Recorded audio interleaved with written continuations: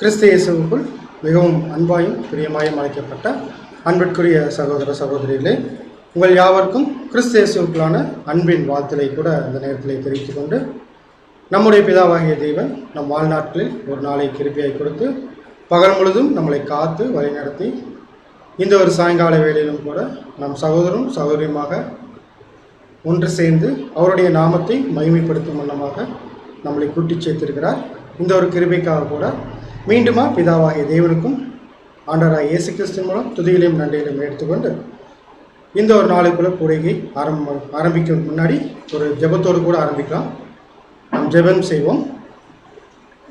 வானாதி வானங்களில் வீட்டிலிருந்து இந்த பூமியில் உள்ள உங்களுடைய பிள்ளைகளாக எங்களை வழிநடத்தி வருவதான எங்கள் அன்பின் நல்ல தகப்பனே, இதோப்பா கடந்த நேரங்களிலும் கூட எங்களை கண்ணின் இமை போல பாதுகாத்து வழிநடத்தி இந்த ஒரு சாயங்கால வேளையிலும் நாம் சகோதரும் சகோதரமாக ஒன்று கூடி வந்து உமது வேதத்தில் உள்ள மகத்துவமான காரியங்களை நாங்கள் தியானிக்கும்படி நீ கூட்டி சேர்த்திருக்கிறேன். இந்த மேலான கிருபைக்காக கூட எங்கள் ஆண்டவராகிய இயேசு கிறிஸ்து மூலம் துதிகளையும் நன்றிகளையும் எடுத்துக்கொள்ளும் அப்பா.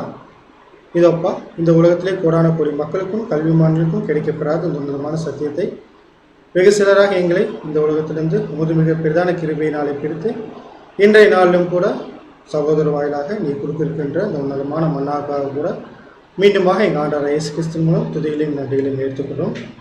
இந்த சத்திய பாடத்தை கேட்கிற பிள்ளைகளாக நாங்கள் அதை எங்கள் மனதிலே விதைத்து கொண்டு அதற்கேற்ற பிரகாரம் எங்கள் ஜீவியத்தில் நடக்க தேவையான ஞானத்தையும் பரிசுத்தாவையும் கூட அதிகமாய் தந்து ஆசீர்வாதத்தை வழிநடத்துமப்பா.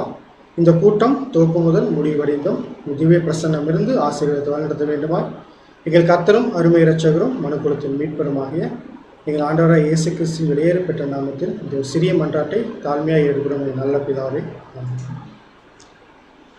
நாம் டெய்லி பார்த்துட்டு வர சப்ஜெக்டில் இன்றைக்கி கூட ஒரு வேத பாடத்தை பார்க்க இருக்கின்றோம். அந்த பாடத்தோட தலைப்பு என்னன்னு பார்த்தீங்கன்னா ஆவிக்குரிய கொலை அப்படிங்கிற ஒரு தலைப்பின் கீழே நம்முடைய அன்பு சகோதரர் ஜேம்ஸ் பாஸ்கர் அவர்கள் வந்து தூதுக்கும்படி சபையின் சார்பாக அனுப்பி.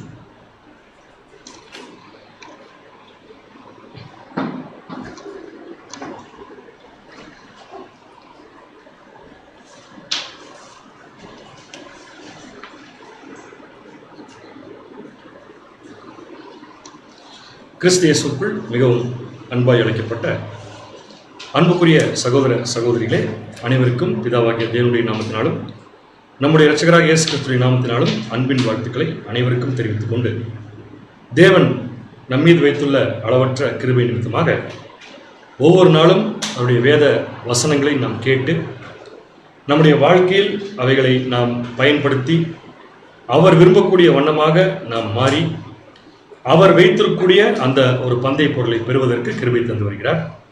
தேவனுக்கு கிறிஸ்துவின் மூலம் நன்றி தெரிவித்துக் கொள்ளலாம். அதே போல ஒவ்வொரு பாடங்களையும் நம்ம கேட்கும்போது அந்த பாடத்தின்படி நம்முடைய வாழ்க்கையை தேவனுக்கு பிரியமா மாற்றி அமைத்துக் கொள்ள வேண்டும் அப்படிங்கிற ஒரு வாழ்த்துதலோடு அந்த சப்ஜெக்ட்குள்ள போகலாம். சப்ஜெக்டுடைய தலைப்பு என்னன்னு சொல்லி பார்த்தீங்கன்னா ஸ்பிரிச்சுவல் மர்டர். இங்கிலீஷில் ஸ்பிரிச்சுவல் மர்டர், தமிழில் பார்த்தீங்கன்னா ஆவிக்குரிய கொலை. இது நிழல் பொருள் அடிப்படையில் அமைந்த ஒரு சப்ஜெக்ட் கிடையாது. ஃபர்ஸ்ட் அதை நம்ம புரிஞ்சுக்கலாம். ஆனாலும் கொலை அப்படிங்கிற வார்த்தையில் மட்டும் இருக்கிற நிழலை நம்ம எடுக்க போகிறோம், அவ்வளோதான். கொலை அப்படிங்கிற வார்த்தையில் இருக்கக்கூடிய ஒரு நிழலை மட்டும் எடுத்து ஆவிக்குரிய கொலைனா என்ன, அதை செய்கிறதுனா என்ன, அதுக்கு என்ன தண்டனை, அதுக்கு என்ன மீனிங் அப்படிங்கிறத பற்றி வேத வாக்கியங்களோடு நம்ம என்ன பண்ண போகிறோம்னா பார்க்க போகிறோம். கண்டிப்பாக கொலைன்னு சொன்னாலே அது யாருக்கும் நடக்குதுன்னு பார்த்தீங்கன்னா மனுஷனுக்கு நடக்கிறதுக்கு பேர் தான் கொலை. அதில் வேறு எந்த மாற்று கருத்தும் இல்லை நமக்கு. ஸோ இப்போ நம்ம பார்க்க போகிறது மனிதர்களை அடிப்படையாக கொண்ட ஒரு சத்தியத்தை தான் பார்க்க போகிறோம். இந்த கொலை அப்படிங்கிற விஷயத்தை பொறுத்த வரைக்கும் அதுக்கு டெஃபினேஷன் என்னன்னு சொல்லி உலக பிரகாரமாக இருக்கக்கூடிய ஜனங்கிட்ட போய் கேட்டால் அவங்ககிட்ட என்ன பதில் சொல்லுவாங்க? கொலை அப்படின்னு என்ன கேட்டால் என்ன சொல்லுவாங்க? கொலை ஒரு மனுஷனுடைய உயிரை எடுக்கிறது. இன்னும் தெளிவாக சொல்ல போனால் இந்த சப்ஜெக்டில் நம்ம பார்க்குற மாதிரி புரிஞ்சுக்கிற மாதிரி சொல்ல போனால் சரீரத்தை கொள்ளுதல் அப்படிங்கிறது தான் சரியான பதில். ஒருத்தருடைய சரீரத்தை இன்னொருத்தர் என்ன பண்ணுறாரு? கொள்றாரு. அதுக்கு பேர் கொலை அப்படின்னு உலக ஜனங்கள் பேர் வச்சிருக்காங்க. இந்த கொலையை பற்றி நாம் இன்னைக்கு படிக்க போகிறது இல்லை. நல்லா தெளிவாக புரிஞ்சுக்கலாம். சரீரத்தை கொலை செய்வதை பற்றி நம்ம என்ன பண்ண போகிறதில்ல, படிக்க போகிறதில்ல. ஏன்னா நம்முடைய ஆண்டவராக இயேசுக்கு சொல்லிட்டாரு, அதுக்கெல்லாம் நம்ம பயப்படுற ஆள் கிடையாதுட்டாரு. வாசிக்கலாம் வசனம், லூக்கா 12ஆம் அதிகாரம் 4ஆம் வசனம். லூக்கா 12ஆம் அதிகாரம் 4ஆம் வசனம். என் சிநேகிதராகிய உங்களுக்கு நான் சொல்லுகிறேன் சரீரத்தை கொலை செய்து. இதுதான் இப்ப நம்ம பார்த்துட்டு இருக்கிற பாடத்துடைய முதல் பகுதி. பட் இதை பத்தி நம்ம டீட்டெயிலா படிக்க போறது இல்ல. ஏன்னு கேட்டா சரீரத்தை கொலை செய்து அப்புறம் அதன் பின்பு அதிகமாக ஒன்றும் செய்ய திராணி இல்லாதவர்களுக்கு பயப்படாதிருங்கள். அப்ப சரீரத்தை கொலை செய்யறதை விட ஒரு பெரிய விஷயம் இருக்கு. அப்படிதான் சொல்றாரு நம்முடைய ஆண்டவர். அப்ப சரீரத்தை கொலை செய்யறதுங்கிறது இன்னைக்கு உலக ஜனங்கள் மத்தியில் ஒரு பெரிய விஷயம். பட் ஆண்டவர் சொல்றாரு நம்மளை பார்த்து, அந்த மாதிரி செஞ்சுட்டு அதை விட அதிகமா செய்யறதுக்கு தகுதி இல்லாதவங்களை பார்த்து நீங்க என்ன பண்ணாதீங்க, பயப்படாதீங்க. அப்ப சரீரத்தை கொலை செய்யறத பத்தி நம்ம படிக்க போறது இல்ல. ஆனா சரீரத்தை கொலை செய்யறதுங்கிற டாபிக்கை வச்சுதான் நம்ம ஆவிக்குரிய கொலையை படிக்க போறோம். சரிங்களா? இப்போ ஒரு மனுஷன் இன்னொரு மனுஷனை கொலை செய்யறான். அதுக்கு என்ன காரணமா இருக்கும் அப்படின்னு கேட்டா நம்முடைய பதில் விரோதம், பகை. விரோதம், பகைங்கிறது வெளிப்பாடு. இந்த விரோதம், பகையெல்லாம் தானா வந்துருமா ஒருத்தருக்குள்ள? கண்டிப்பா வராது. அதே மாதிரி விரோதம், பகை வர எல்லாருமே கொலை செய்வாங்களா? விரோதம், பகை வர எல்லாருமே கொலை செய்வாங்கன்னு கேட்டா கண்டிப்பா இல்லை. அப்ப கொலை செய்யணும்னா எல்லாமே கம்பைண்டா ஒர்க் ஆகணும். அவன் தன் கண்ட்ரோலை விட்டு போகணும். அப்ப எந்தெந்த விஷயங்கள் எல்லாம் செயல்படுது அப்படின்னு சொல்லி பார்க்கும்போது, எந்தெந்த விஷயங்கள் சரீரத்தை கொலை செய்யறதுக்கு பாதிப்படையுது அப்படின்னு சொல்லி நம்ம பார்க்கும்போது, முதல் விஷயம் பார்த்தீங்கன்னா இட் இஸ் ஃப்ரம் பிஹேவியர் அப்படிங்கிற வார்த்தையை கொடுத்துட்டாங்க. அது வந்து ஒரு பிஹேவியர். எல்லாருமே கொலை செய்யணுங்கிற இடத்துக்குள்ள வரமாட்டாங்க. உலக மனிதர்களை போய் பாருங்க, எல்லாருமே கொலை செய்யணுங்கிற இடத்துக்கு வரமாட்டாங்க. எறும்பு கீழே போனா கூட எறும்பு முதல்ல போட்டு அப்புறம் நம்ம போகணும்னு நினைப்பாங்க. ஏன்னா எறும்பு செத்து போயிடக்கூடாதுன்னு நினைப்பாங்க. அப்படிப்பட்ட ஜனங்கள் மத்தியில் சில பேருக்கு இந்த ஹேபிட் இருக்குன்னா அப்ப அது ஒரு பிஹேவியர் தானே. அந்த பிஹேவியர் எல்லாத்துக்கிட்டே கிடையாது. ஸோ இந்த பிஹேவியர் எங்கிருந்து வருது? எங்கிருந்து வருதுன்னா உடம்புக்குள்ள இருந்தா வருது. உடம்புக்குள்ள எங்கிருந்து வருதுன்னு சொல்லி பார்த்தீங்கன்னா, முதல் பாயிண்ட் தாட்ஸ், சிந்தனை. சிந்தனை பாதிக்கப்படாம ஒருத்தர் சரீரத்தை கொலை செய்யறதுக்கு வாய்ப்பு கட்டாயமா கிடையாது. நான் சொல்றதுல சரீரத்தை கொலை செய்யறதை பத்தி நம்ம இன்னும் ஆவிக்குரிய கொலைக்க வரல. இது நிழலா வச்சு அதை படிக்க போறோம். இந்த வார்த்தையில் இருக்கிற நிழலை மட்டும் படிக்க போறோம். அடுத்தது என்னவா இருக்கும்? கொலை செய்யறதுக்கு பிஹேவியர் காரணம். என்ன பிஹேவியர்னா அவங்களுடைய தாட்ஸ் என்ன எடுத்துக்கலாம் நம்ம? சிந்தனைகள். அடுத்து பார்த்தீங்கன்னா மனநிலைமைன்னு சொல்லுவாங்க. Heart condition. ஒருத்தருடைய மனநிலைமை எப்படி இருக்கோ அதை பொறுத்தான். எல்லாருக்கும் கொலை செய்யணுங்கிற மனநிலைமை இருக்காது. சில பேருக்கு அக்கிரமத்தை பொறுத்துக்கிற கெப்பாசிட்டி இருக்கும். சில பேருக்கு ஒரு சின்ன விஷயத்தை கூட பொறுத்துக்கிறதுக்கு கெப்பாசிட்டி இருக்காது. ஏன்? அவங்க கண்டிஷன். என்ன கண்டிஷன்? ஹார்ட் கண்டிஷன், மனநிலைமை அப்படிங்கிறது சரியான பதில். இது எல்லாத்தோட மேல என்ன இருக்குன்னு பார்த்தீங்கன்னா ஆட்டிடியூட். ஆட்டிடியூட்னா செயல்பாடு. எப்படி தமிழ் என்ன வர சொல்லலாம் ஆட்டிடியூடுக்கு? அது அப்பப்போ வருது தமிழ், ஆனால் சில சடத்தில் வரமாட்டேங்குது. ஆட்டிடியூட் அப்படிங்கிறது நடத்தை அப்படின்னு சொல்லலாமா? நடத்தை, உள்ளிருந்து ஜென்ரேட் ஆகக்கூடிய நடத்தை அப்படின்னு சொல்லலாம். சில பேருக்கு வெளியே போய் சத்தம் போட்டு பேசுறது கூட வருத்தமா இருக்கும். கோவம் நிறைய இருக்கும், சத்தம் போட்டு கூட பேச மாட்டாங்க. சில பேர் என்ன பண்ணுவாங்கன்னா எல்லாருக்கும் முன்னாடி என்ன வேணாலும் பேசுவாங்க.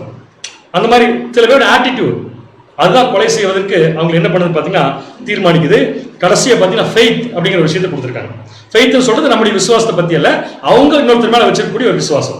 இவர் செஞ்சிருக்க மாட்டாருங்க அப்படின்னு சொல்றோம் இல்லையா? இவர் அந்த தப்பை பண்ணிருக்க மாட்டார் அப்படின்னு சொல்லும் போது அந்த கொலை செய்யற எண்ணம் கீழே போயிடும். அவர் பண்ணுவார் அப்படின்னு சொன்னா என்ன வரும்? இப்போ ஆட்டோமேட்டிக்கா அந்த கொலை செய்யக்கூடிய எண்ணங்கள் வரும். இந்த 4 பாயிண்ட்டும் ஒரு சரீரத்தை கொலை செய்யக்கூடிய மனுஷனுக்குள்ள செயல்பட்டா மட்டும்தான் அவனால இந்த ஒரு மோசமான செயலை செய்ய முடியும். என்ன கொலைன்னு பார்த்தீங்கன்னா ஆவிக்குரிய கொலை. கரெக்டா? சரீரத்தை கொலை செய்யும். இந்த சரீரத்தை ஒருத்தர் கொலை செஞ்சுட்டா அவங்களை அரசாங்கம் என்ன பண்ணும்? பாராட்டும் இல்லையா? அப்ரிஷியேட் பண்ணும். சூப்பர்பா அப்படின்னு சொல்லி அப்ரிஷியேட் பண்ணுமா? அது என்னவா கன்வெர்ட் ஆகுதுன்னு சொல்லி பார்த்தீங்கன்னா இட் இஸ் கால்ட் கிரைம், குற்றம். ஏன் குற்றம்? கொலை செய்யறதுங்கிறது ஏன் குற்றம் சொல்லி பார்த்தீங்கன்னா மனுஷனுடைய சட்டம் அது சொல்லுது. மனுஷனுக்கு ஒரு சட்டம் போட்டிருக்கான். அந்த சட்டம் என்ன சொல்லுதுன்னா யாருக்கும் யாருடைய உயிரையும் எடுக்கிறதுக்கு என்ன இல்லைங்க, அனுமதி கிடையாது. அப்படி ஒருத்தர் வந்து உயிரை எடுத்துட்டாருன்னா கண்டிப்பா அவங்களுக்கு என்ன தண்டனைன்னு பார்த்தீங்கன்னா சட்டத்தின்படி ஏதோ ஒரு தண்டனை உண்டு. அது மேக்சிமம் தண்டனையா கூட இருக்கலாம். இவ்வளவுதான் புரிச்சு. ரைட், என்னோட கேள்வி நல்லா புரிஞ்சுக்கோங்க. ஏன் கொலை செய்யறவங்களுக்கு அதிகபட்ச தண்டனை? என்ன காரணம்? ஒருத்தர் வந்து இன்னொருத்தர் குத்தி கொலை பண்ணிட்டார், அது தண்டனை தானே? அதிகபட்ச தண்டனை தானே? திருடுறதை விட அதிகபட்ச தண்டனை தான் கொலை செய்யறது. என்ன காரணம்? சரியான பாயிண்ட். உயிரை வந்து யாருமே திரும்பி கொண்டு வர முடியாது. சரியான பதில். நான் இந்த சப்ஜெக்ட்ல எப்படி ப்ரிப்பேர் பண்ணியிருந்தேன்னா, உயிர் அப்படிங்கிறத பொறுத்த வரைக்கும் மனுஷனுக்கு தேவன் கடவுள் கொடுத்தா மட்டும்தான் வரும். கரெக்டா? இப்படித்தான் எல்லாருமே நம்புறாங்க. அப்ப கடவுள் கொடுத்தத மனுஷனுக்கு எடுக்கிறதுக்கு என்ன இல்லை, மனுஷனே புரிஞ்சு வச்சிருக்கான்னா உயிர், ஜீவன், உரிமை கிடையாது. அப்ப உரிமை இல்லாத ஒரு விஷயத்தை எடுத்து அது கண்டிப்பா என்னதான்? தண்டனை தான். நல்லா புரிஞ்சுக்கோங்க. நான் சொல்ற ஒவ்வொரு பாயிண்ட் ரொம்ப ரொம்ப முக்கியம். உரிமை இல்லாத ஒரு விஷயத்த எடுத்தா கண்டிப்பா அது என்னதான்? தண்டனை தான். இப்ப என்னுடைய கேள்வி, அப்படின்னு யாருடைய உரிமை? மனுஷங்களுக்கு பொறுத்த வரைக்கும் நம்ம தேவன் தெரியாது, நம்ம தேவன் தான் உயிர் கொடுத்துருக்கான்னு தெரியாது. ஆனா சட்டம் போட்ட மனுஷனுக்கு என்ன தெரிஞ்சிருக்குன்னா, கொலை செய்யறதுங்கிறது தப்பு, ஏன்னா அது கடவுள் செய்ய வேண்டிய வேலை. பைபிள் கிளியரா சொல்லுது, தேவன் மட்டும்தான் இந்த வேலையை என்ன பண்ண முடியும், செய்ய முடியும். தேவன் செய்யற வேலையை மனுஷன் செஞ்சா கண்டிப்பா அது என்னதாங்க, கட்டாயமா தண்டனை தான். வசனம் இருக்கு அதுக்கு ஏதாவது? தேவன் மட்டும்தான் அப்படி பண்ணுவார், மற்ற யாரும் பண்ணக்கூடாது. அது பழி வாங்குது. நான் சொல்றது கொலை செய்யறது நான் சொல்றேன். வாசிக்கலாம். 1 சாமுவேல் இருக்கு, அதுல வசனம் இருக்கு. 1 சாமுவேல் 2ஆம் அதிகாரம் 6ஆம் வசனம். 1 சாமுவேல் 2ஆம் அதிகாரம் 6ஆம் வசனம். கர்த்தர் கொல்லுகிறவரும் அவர்தான் கொல்லுவார். அடுத்தது உயிர்ப்பிக்கிறவருமாய் இருக்கிறார். அவரே என்ன பண்ணுவார், உயிர்ப்பிக்கிறவருமாய் இருக்கிறார். அவரே பாதாளத்தில் இறங்கவும் அதிலிருந்து ஏறவும் பண்ணுகிறார். இப்ப இந்த அவரே அப்படிங்கிற வார்த்தை பிதாவாகிய தேவனுக்கு தான் பொருந்தும். பிதாவாகிய தேவனை உலக ஜனங்களுக்கு தெரியாது, உலக ஜனங்களுடைய சட்டத்தை போட்டவனுக்கும் தெரியாது. ஆனா சட்டம் போட்டவனுக்கு தேவன் யாருன்னே தெரியாம என்ன சட்டம் போட்டிருக்கான்னா, கடவுள் செய்யற வேலையை மனுஷன் என்ன பண்ணக்கூடாதுங்க, செய்யக்கூடாது. கடவுளுக்கு மட்டுமே உரிமை இருக்கக்கூடிய வேலையை மனுஷன் கையில எடுத்தா அது சட்டப்படி குற்றம், அந்த குற்றத்துக்கு கண்டிப்பா தண்டனை உண்டுங்கிறது தெளிவா புரிஞ்சுக்கலாம். இது செக்ஷன் நம்பர் 1. இதுல என்ன பார்த்திருக்கோம்னா, நம்ம இப்ப கொலை செய்யறதுன்னா என்ன டெஃபினிஷன், அந்த கொலை செய்யறதுக்கு என்ன காரணம் ஒரு மனுஷனுக்குள்ள வருது. அடுத்தது கொலை செய்யறது தண்டனையா, சட்டம் எஸ். ஏன் கொலை செய்யறது ஒரு பெரிய குற்றம் பார்த்தீங்கன்னா, அது யாருடைய வேலை, கடவுளால மட்டும்தான் செய்ய முடியக்கூடிய வேலை அப்படிங்கிறத புரிஞ்சுட்டோம் இல்லையா? ஸோ இப்போ நம்ம எங்க போக போறோம்னா, ஆவிக்குரிய கொலைக்கு போகிறோம். இப்போ ஆவிக்குரிய கொலை அப்படிங்கிறதுக்கு வசனம் இருக்கான்னு கேட்டால் இருக்கு. அதை தான் சப்ஜெக்டுடைய ஆதார வசனமா எடுத்திருக்காரு ஒரு சகோதரர். 1 யோவான் 3ஆம் அதிகாரம் 15ஆம் வசனம். இதுல நல்லா தெளிவா படிங்க. இங்க ஒரு இம்பார்ட்டன்ட் பாயிண்ட் ஸ்டார்ட் ஆகுது நமக்கு சப்ஜெக்ட்ல. ஆவிக்குரிய கொலைக்கு ஒரு முக்கியமான பாயிண்ட் இந்த வசனத்துல இருந்து ஆரம்பிக்குது. 1 யோவான் 3ஆம் அதிகாரம் 15ஆம் வசனம். தன் சகோதரனை பகைக்கிற எவனும் மனுஷ கொலைபாதகனாய் இருக்கிறான். என்னவா இருக்கிறான்? மனுஷ கொலைபாதகனாய் இருக்கிறான். யாரை பகைக்கிறவன்? அப்ப சகோதரன்கிற வார்த்தை யாருக்கு பொருந்தும்? உலக ஜனங்களுக்கு பொருந்துமா? சரீரத்தை கொள்றவங்களுக்கு பொருந்துமா? கண்டிப்பா பொருந்தாது. இப்ப நீங்க சொல்லுங்க, நமக்கு சகோதரன் யார்? நமக்கு சகோதரன் யார்? நம்ம கூட ஓட்டத்துல ஓடுறவங்க. அவங்களுக்கு என்ன பேர் பைபிள்ல? பரிசுத்தவான்கள். Correct correct. இயேசு, அடே அப்பா சரியான பதில், இயேசு கிறிஸ்து. இன்னும் கொஞ்சம் டீப்பா போய் பார்த்தோம்னா புது சிருஷ்டி. கரெக்டா? அப்ப இந்த வசனம் யாருக்கு மட்டும் தான் பொருந்தும்? தன் சகோதரனை பகைக்கிறவனை யாருக்கு மட்டும் தான் பொருந்தும்? புது சிருஷ்டி. இப்ப கொலைங்கிறது சரீரத்தை கொலை செய்யறதுக்கு. ஆவிக்குரிய கொலைங்கிற பாயிண்ட் வந்துட்டோம். இப்ப இந்த பாயிண்ட்ல முதல்ல எங்கிருந்து ஆரம்பிக்குதுன்னா, புது சிருஷ்டி பகைக்கிற எவனும் என்னவா இருக்கிறான்? மனுஷ கொலைபாதகனாய் இருக்கிறான். அடுத்தது மனுஷ கொலைபாதகன் எவனோ அவனுக்குள் நித்திய ஜீவன் நிலைத்திராது. கண்டிப்பா அவனுக்குள்ள என்ன இருக்காது. அப்ப தேவன் சட்டமும் சொல்லிட்டாரு, தண்டனையும் சொல்லிட்டாரு. அவனுக்குள்ள என்ன இருக்காதுங்க? ஜீவன் நிலைத்திருக்காது. இப்ப நீங்க கேள்வி கேட்கணும், இது சரீரத்தை கொலை செய்யறத பத்தியா சொல்லிருக்கு வசனம்? இந்த வசனம் சரீரத்தை கொலை செய்யறத பத்தியா சொல்லிருக்குன்னு கேட்டேன். சரீரத்தை கொலை செய்யறத பத்தியும் சொல்லல, ஆவிக்குரிய கொலைன்னு சொல்லல. ஆனா இது சரீரத்தை கொலை செய்யற விஷயத்தை பத்தி சொல்லுதா அல்லது ஆவிக்குரிய கொலையை பத்தி சொல்லுதாங்கிறது நம்ம தான் என்ன பண்ணிக்கணும், கண்டுபிடிச்சிக்கணும். இப்ப இந்த விஷயத்துல ஒரு விஷயம் தெளிவா இருக்கிறோம். கட்டாயமா சரீரத்தை கொலை செய்யற விஷயத்தை பத்தி சொல்லல, அதுக்கு உலகமே தண்டனை கொடுத்துரும், சட்டம் இருக்கு. அப்படின்னா இந்த வசனத்துல யோவான் சொல்லக்கூடிய கான்செப்ட்ல ஒரு கொலை இருக்கு, இருக்கா இல்லையா? ஒரு கொலை இருக்கு. அந்த கொலை கண்டிப்பா எந்த கொலை இல்ல, சரீரத்தை கொலை செய்யறது இல்லை. அப்படின்னு எதை கொலை செய்யறதா தான் இருக்கும்? ஆவிக்குரிய கொலையா தான் இருக்கும். அப்படின்னா இப்ப என்ன எடுத்துக்கிற எக்ஸாம்பிள் என்ன, 2 கொலை செய்யலாம். என்னைய 2 கொலை செய்யலாம். எப்படி? ஒரு தடவை கொலை செய்ய செத்து போயிருக்கீங்களே. முதல்ல என் சரீரத்தையும் கொள்ளலாம், அடுத்தது ஆவிக்குரிய கொலையும் பண்ணலாம். என்ன எத்தனை கொலை பண்ணலாம்? 2 கொலை பண்ணலாம். அப்படின்னு எனக்குள்ள எத்தனை ஜீவன் இருக்கு? கேள்வி கரெக்ட் தானே? எங்க 2 தடவை கொலை பண்ணாலும் என்னங்க அர்த்தம்? எத்தனை ஜீவன் இருக்கு? 2 ஜீவன். இப்ப சொல்லுங்க, எனக்குள்ள இருக்கிற 2 ஜீவன், முதல் ஜீவன் எது, 2வது ஜீவன் எது? முதல் ஜீவன் எதுன்னு கேட்டீங்கன்னா, நான் இந்த பூமியில பிறப்பதற்கு காரணமா இருந்த ஒரு ஜீவன், ஆதாமுடைய சந்ததியின் மூலம் கிடைத்த ஒரு ஜீவன். ரைட்? அதை ஒருத்தர் கொலை செஞ்சா அதுக்கு என்ன பேரு? சரீரத்தை கொலை செய்தல். இப்ப நம்ம படிச்சுக்கிறது. அப்ப இந்த சரீரத்தை கொலை செய்யறதுங்கிறது ஒரு கொலை, அதுக்கு ஒரு ஜீவன் இருக்கு, அதை எடுக்கிறது. அப்ப ஆவிக்குரிய கொலை செய்யணும்னா இன்னொரு ஜீவன் கிட்ட இருக்குது, அதை கொண்டாதான் அதுக்கு பேரு ஆவிக்குரிய ஜீவன். Right or wrong? அப்ப எனக்குள் இருக்கிற அந்த ஜீவனுக்கு இன்னொரு ஜீவனுக்கு என்ன பேர்? அது எப்ப கிடைக்குது? ஞானஸ்தானம். இப்ப இங்க உட்கார்ந்துருக்கவங்க, இந்த சப்ஜெக்டை கேட்கிறவங்க எல்லாருமே கட்டாயமா என்ன எடுத்துக்கணும்? ஞானஸ்தானம் எடுத்துக்கணும். ஞானஸ்தானம் எடுக்கும்போது அவங்களுக்குள்ள இப்ப எத்தனை ஜீவன் வந்துருச்சு? 2 ஜீவன். ஒண்ணு ஆதாமுடைய சந்ததியில பிறந்ததுக்காக கிடைத்த ஒரு ஜீவன். இன்னொன்னு என்ன கேட்டீங்கன்னா, கிறிஸ்துடைய சந்ததியில பிறப்பதற்காக தேவன் கொடுத்த இன்னொரு ஜீவன். புரியுதா? இதுல எந்த ஜீவனை கொலை செய்யறது ஆவிக்குரிய கொலை? கரெக்டா பதில் வரல. எந்த ஜீவனை கொலை செய்யறது ஆவிக்குரிய கொலைன்னு கேட்டா, ஞானஸ்தானத்தின் மூலம் நான் பெற்றுக்கொண்ட ஜீவன். அப்ப ஞானஸ்தானத்துல ஒரு ஜீவன் கிடைக்குதுன்னா நான் மறுபடியும் என்ன பண்றேன்? ஞானஸ்தானத்துல பிறக்கிறேன். அதுதான் பைபிள் எப்படி சொல்லுதுன்னு பாத்தீங்கன்னா, வாசிக்கலாம். யாக்கோபு 1ஆம் அதிகாரம் 18ஆம் வசனம். யாக்கோபு 1ஆம் அதிகாரம் 18ஆம் வசனம். அவர் சித்தம் கொண்டு நம்முடைய சிருஷ்டிகளில் நாம் முதற்பலன்கள் ஆவதற்கு நம்மை சத்திய வசனத்தினாலே ஜனிப்பித்தார். மறுபடியும் இந்த கடைசி வார்த்தை படிங்க. நம்மை சத்திய வசனத்தினாலே ஜனிப்பித்தார். மறுபடியும் என்ன பண்ணிருக்காரமா? ஜனிப்பித்திருக்கார். அப்ப ஏற்கனவே ஒரு தடவை நம்ம பிறந்திருக்கோம், மறுபடியும் ஒரு தடவை பிறந்திருக்கோம். கரெக்டா? ஏற்கனவே ஒரு தடவை பிறந்தது நம்முடைய பர்த்டே, மறுபடியும் ஒரு தடவை பிறந்தது நம்முடைய பர்த்டே. நமக்கு 2 பர்த்டே இருக்குல்ல, இப்ப 2 ஜீவன் தானே. ஒரு பர்த்டே பூமியில பிறந்தது, இன்னொரு பர்த்டே சத்தியத்துல பிறந்தது. அது என்னங்க பெரிய விஷயமா? பர்த்டே அப்ப என்ன பண்ணுவாங்க? பேர் எழுதுவாங்கல்ல. பர்த்டே பூமியில பிறக்கிறப்ப நம்ம பேர் எழுதி தானே பர்த் சர்டிபிகேட் கொடுப்பாங்க. அப்ப 2வது ஜீவன்ல நம்ம மறுபடியும் பிறக்கிற பர்த் சர்டிபிகேட் கொடுப்பாங்க. நமக்கு கொடுப்பாங்க, கொடுக்க மாட்டாங்க? இவ்வளவு கான்ஃபிடண்டா கேட்கறேன்னு யோசிச்சு பதில் சொல்லல. வாசிங்க. வெளிப்படுத்தின விசேஷம் 3ஆம் அதிகாரம் 5ஆம் வசனம். வெளிப்படுத்தல் விசேஷம் 3ஆம் அதிகாரம் 5ஆம் வசனம். ஜெயம் கொள்ளுகிறவன் எவனோ, ஜெயிக்கிறவனுக்கு தான், மற்றவங்களுக்கு கிடையாது. ஜெயம் கொள்ளுகிறவன் எவனோ அவனுக்கு வெண் வஸ்திரம் தரிப்பிக்கப்படும். இது ஒரு ரிவார்டு. அவனுக்கு வெண் வஸ்திரம் தரிக்கப்படும். ஜீவ புஸ்தகத்தில் இருந்து. எந்த புஸ்தகத்திலிருந்து? அப்ப ஜீவ புஸ்தகம் ஒரு புஸ்தகம் இருக்குது. விளக்கமா பார்த்தோம் நம்ம. ஜீவன் வேற ஒண்ணு இல்ல. ஜீவ புஸ்தகத்திலிருந்து அவனுடைய நாமத்தை நான் கிறுக்கி போடாமல். அவன் நாமத்தை என்ன பண்ண மாட்டேன்? கிறுக்கி போட மாட்டேன். யாருடைய நாமத்தை கிறுக்கி போட மாட்டாரு? யாருடைய நாமத்தை கிறுக்கி போட மாட்டேன்னா, ஜெயிக்கிறவனுடைய நாமத்தை என்ன பண்ண மாட்டேன்? கிறுக்கி போடணும். என்ன?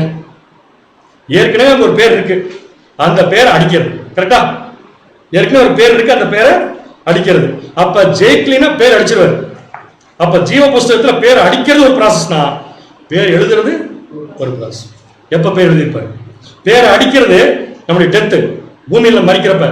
பேர் எழுதுறது ஞானஸ்தானம். சரியான பர்த் சர்டிபிகேட் வந்துச்சா? அப்ப ஆதாமுடைய சந்ததியில பிறக்கிறப்ப ஒரு 10, அங்க ஒரு ஜீவன். கிறிஸ்துடைய சந்ததியில பிறக்கிறப்ப அங்க ஒரு பர்த், அங்க ஒரு ஜீவன். இந்த 2 ஜீவன்ல இப்ப நம்ம படிக்க போறது பாத்தீங்கன்னா ஆவிக்குரிய கொலை அப்படிங்கிற டாபிக் தான் நம்ம என்ன பண்ண போறோம்னா படிக்க போறோம். ஞானஸ்தானத்தை பத்தி சொல்றப்ப பழைய ஏற்பாட்டுல ஒரு வசனம் என்ன அருமையா அதை எக்ஸ்பிரஸ் பண்ண பாருங்க.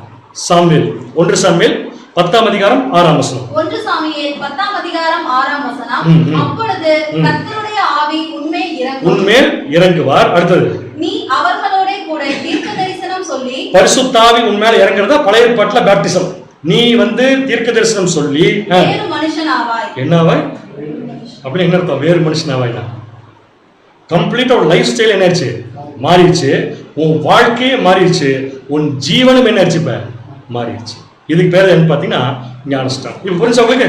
சோ நவ் இப்ப நம்ம என்ன பண்ண போறோம்? இந்த 2 பேக்ரவுண்ட் வச்சுட்டு சப்ஜெக்ட்ல போறோம். எந்த 2 பேக்ரவுண்டு? ஒன்னு கொலை, இன்னொன்னு கொலை. 2 கொலைக்கு வேற வேற பேர். முதல்ல பார்த்த கொலைக்கு என்ன பேருன்னா சரீரத்தை கொலை செய்தல். 2வது நம்ம பார்த்த கொலைக்கு என்ன பேருன்னு கேட்டீங்கன்னா ஆவிக்குரிய கொலை. கரெக்டா? இந்த ஆவிக்குரிய கொலை என்னன்னு படிச்சிட்டோமா? படிக்கலையா? இன்னும் படிக்கல. ஆவிக்குரிய கொலையில ஒரு ஜீவன் போகுதுங்கிறதா படிச்சிருக்கோம். அது எந்த ஜீவன் தான் படிச்சிருக்கோம். ஆவிக்குரிய கொலைக்கு டெஃபினிஷன் என்ன பண்ணல? பார்க்கல. ஆனா சரீரத்தை கொலை செய்யறதுக்கு என்ன பண்ணிட்டோம்? பார்த்துட்டோம். இப்ப கொஸ்டின் கேட்டீங்கன்னா ஆவிக்குரிய கொலைய இப்ப உள்ள போய் நம்ம பார்க்கலாம். அதுக்கு டெஃபினிஷன் பார்க்கலாமா? சோ 2 சகோதரர்கள் இருக்காங்க. 2 சகோதரர்கள். என்ன பேர் படிச்சா அப்பதான் உங்களுக்கு 2 சகோதரர்கள்னாலே அந்த உலகத்தில் இருக்கிற ஜனங்களை பிடிக்காது கண்டிப்பா.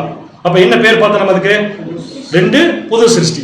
இவரும் புது சிருஷ்டி, அவரும் புது சிருஷ்டி. கரெக்டா? இந்த ரெண்டு பேருக்குள்ளேயும் ஜீவன் இருக்கு. எத்தனை ஜீவன் இருக்கு? என்னென்ன? ஒன்னு ஆதாம் மூலம் சந்ததியில் வந்ததால் கிடைச்ச ஜீவன், இன்னொன்னு சத்தியத்தின் மூலம். அப்படி நம்ம எடுத்துக்கலாம், ஞானஸ்நானம் எடுத்துக்கலாம். சத்தியத்தின் மூலம் நாம் மறுபடியும் என்ன பண்ணப்பட்டிருக்கோம்? அப்ப நம்ம ஜெனிப்பிக்கப்பட்டிருக்கோம். அது ஒரு ஜீவன். கரெக்டா? இதுல ஆதாமுடைய சந்ததியில வந்ததுக்காக ஒருத்தர் நம்ம சரீரத்தை கொலை செஞ்சா அதுக்கு பேரு சரீரத்தை கொள்ளுதல். இந்த பக்கத்துல அப்ப என்ன வரும்? அடுத்தது சத்தியத்துக்கு கீழே ஆவிக்குரிய கொலை. இப்ப நம்ம படிக்க போறது எதை பத்தி? இப்ப டெஃபினிஷன் சொல்லுங்க. ஆவிக்குரிய கொலை என்ன டெஃபினிஷன் வரணுங்கிறதுக்காக தான் இந்த சார்ட் போட்டிருக்கேன். இன்னும் கொஞ்சம் வேற மாதிரி இன்னும் கொஞ்சம் எக்ஸ்டெண்ட் பண்ணலாம். இதே அப்படியே இந்த ஸ்லைட் அப்படியே எக்ஸ்டெண்ட் பண்ணலாம் பாருங்க. இங்க நிறுத்திடலாம். ஓகே, டிக் மார்க் மட்டும் கீழே போட்டிருக்கேன். ஏன்னா இந்த பக்கம் தான் டிக்கு, இந்த பக்கம் தான் கரெக்ட். இந்த ஆவிக்குரிய கொலை கீழே சத்தியத்தின் மூலம் பிறந்த ஒரு புது சிருஷ்டிக்கு என்னென்ன பேர் வைக்கலாம்? நீங்களே சொன்னீங்க அப்ப புது சிருஷ்டி. இன்னும் கொஞ்சம் டீப்பா போனா கிறிஸ்து. இப்ப சொல்லுங்க, ஆவிக்குரிய கொலைனா என்ன?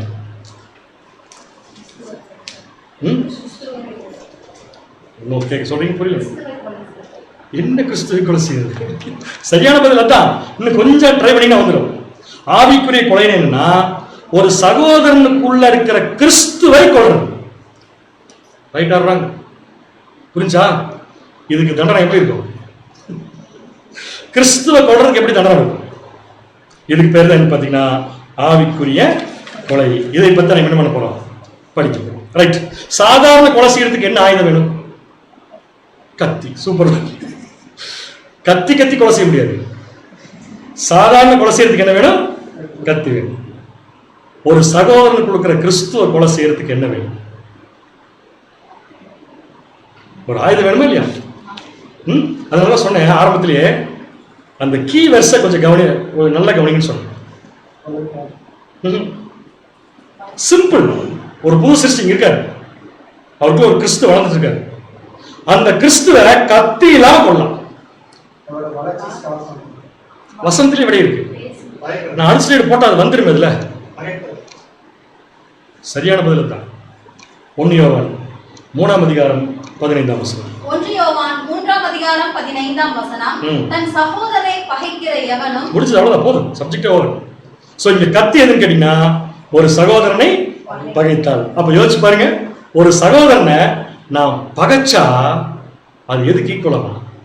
கொலை செய்யறதுக்கு ஈக்குவல். யாரை கொலை செய்யறதுக்கு ஈக்குவல்? அவரை கொலை செய்யறதுக்கா? இல்ல.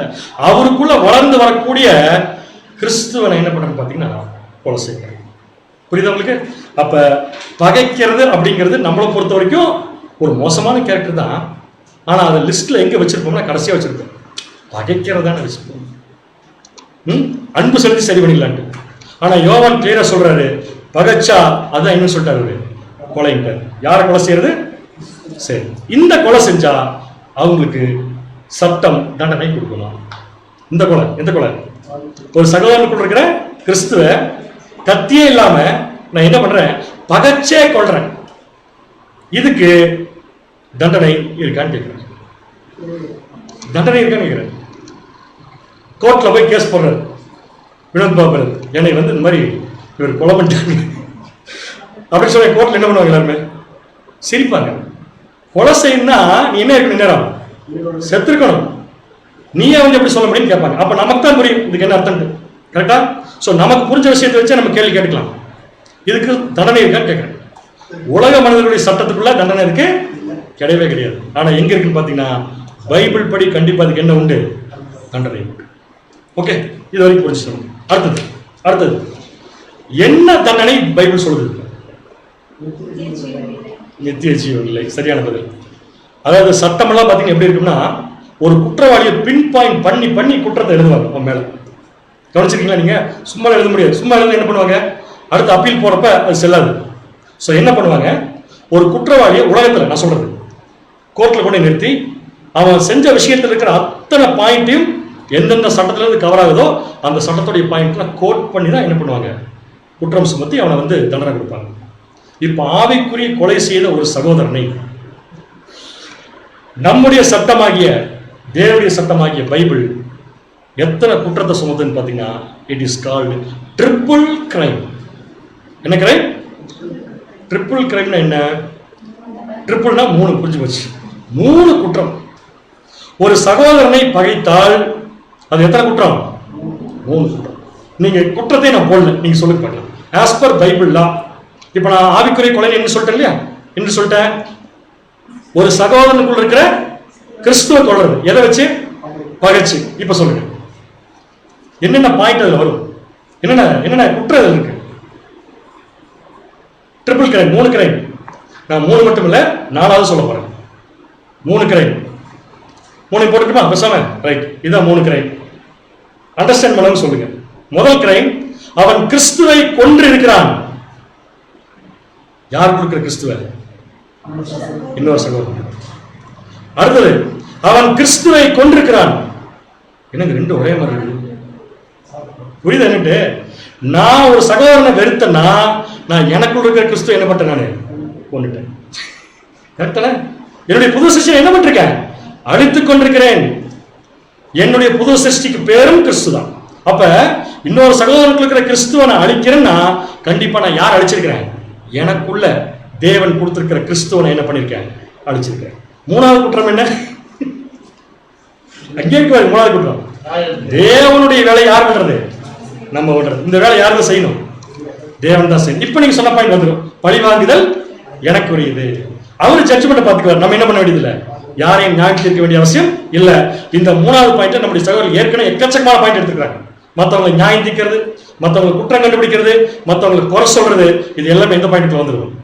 3வது பாயிண்ட். இந்த 3ம் தான் ஆவிக்குரிய கொலை செய்கிறவர்களுக்கு பைபிள் சட்டத்தின்படி என்னன்னு பாத்தீங்கன்னா தண்டனை கொடுக்கக்கூடிய சட்டங்களா இருக்கும். தேவன் கிறிஸ்துவை கொல்லலாமா? ரொம்ப கஷ்டமான கேள்வி கேட்கலாம். தேவன் கிறிஸ்துவை கொல்ல அனுமதிக்கலாமா? தேவன் அவர் அனுமதிக்கலன்னு வச்சுக்கோங்க, நமக்குலாம் ஜீவன் கிடையாது. கரெக்டா சொல்றது? இயேசு கிறிஸ்துவ பலியா கொடுத்தா நம்ம என்ன பண்ணிருக்காரு? காப்பது. எதுக்காக? நம்ம ஒவ்வொருத்தருக்குள்ளேயும் இந்த கிறிஸ்துவ வளர்ந்துக்கிறதுக்காக. ஆனா நாம என்ன பண்ணிட்டு இருக்கிறோம்? எல்லாருக்குள்ளேயும் கிறிஸ்துவ வளர்த்து விட்டுட்டு அதே கிறிஸ்துவ மறுபடியும் போய் என்ன பண்றது? கொல்றது. This is called triple crime. 4வது குற்றம் இருக்கு தெரியுமா? அது என்ன சொல்லட்டுமா? ஒரு வசனம் பண்ணி கொடுக்குறேன், அதை படிச்சுட்டு அப்புறம் சொல்லுங்க 4வது குற்றம் என்னட்டு. 1 யோவான் 3ஆம் அதிகாரம் 17ஆம் வசனம்.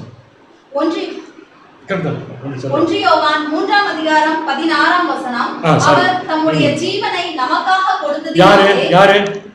இயேசு கிறிஸ்து தம்முடைய ஜீவனை யாருக்காக கொடுத்திருக்காரு? நமக்காக கொடுத்ததினாலே அன்பு இன்னதென்று அறிந்திருக்கிறோம். அன்பு என்னது என்ன பண்ணிருக்கோம்? நம்ம அறிந்திருக்கிறோம். கரெக்டா? அன்பை பத்தி படிக்கிறதுக்கு இதை விட்டு வேற டாபிக், பெஸ்ட் டாபிக் கிடையாது. அடுத்தது நெக்ஸ்ட். நாமும் சகோதரர்களுக்காக ஜீவனை கொடுக்க கடனாளிகளாய் இருக்கிறோம். இந்த கடைசி லைன் படிக்க முடியும். நாமும் கடைசி லைன் மட்டும் கடனாளியா இருக்கும். நம்மள என்ன இருக்கிறோம்? கடனாளியா இருக்கும். எது கடனாளி?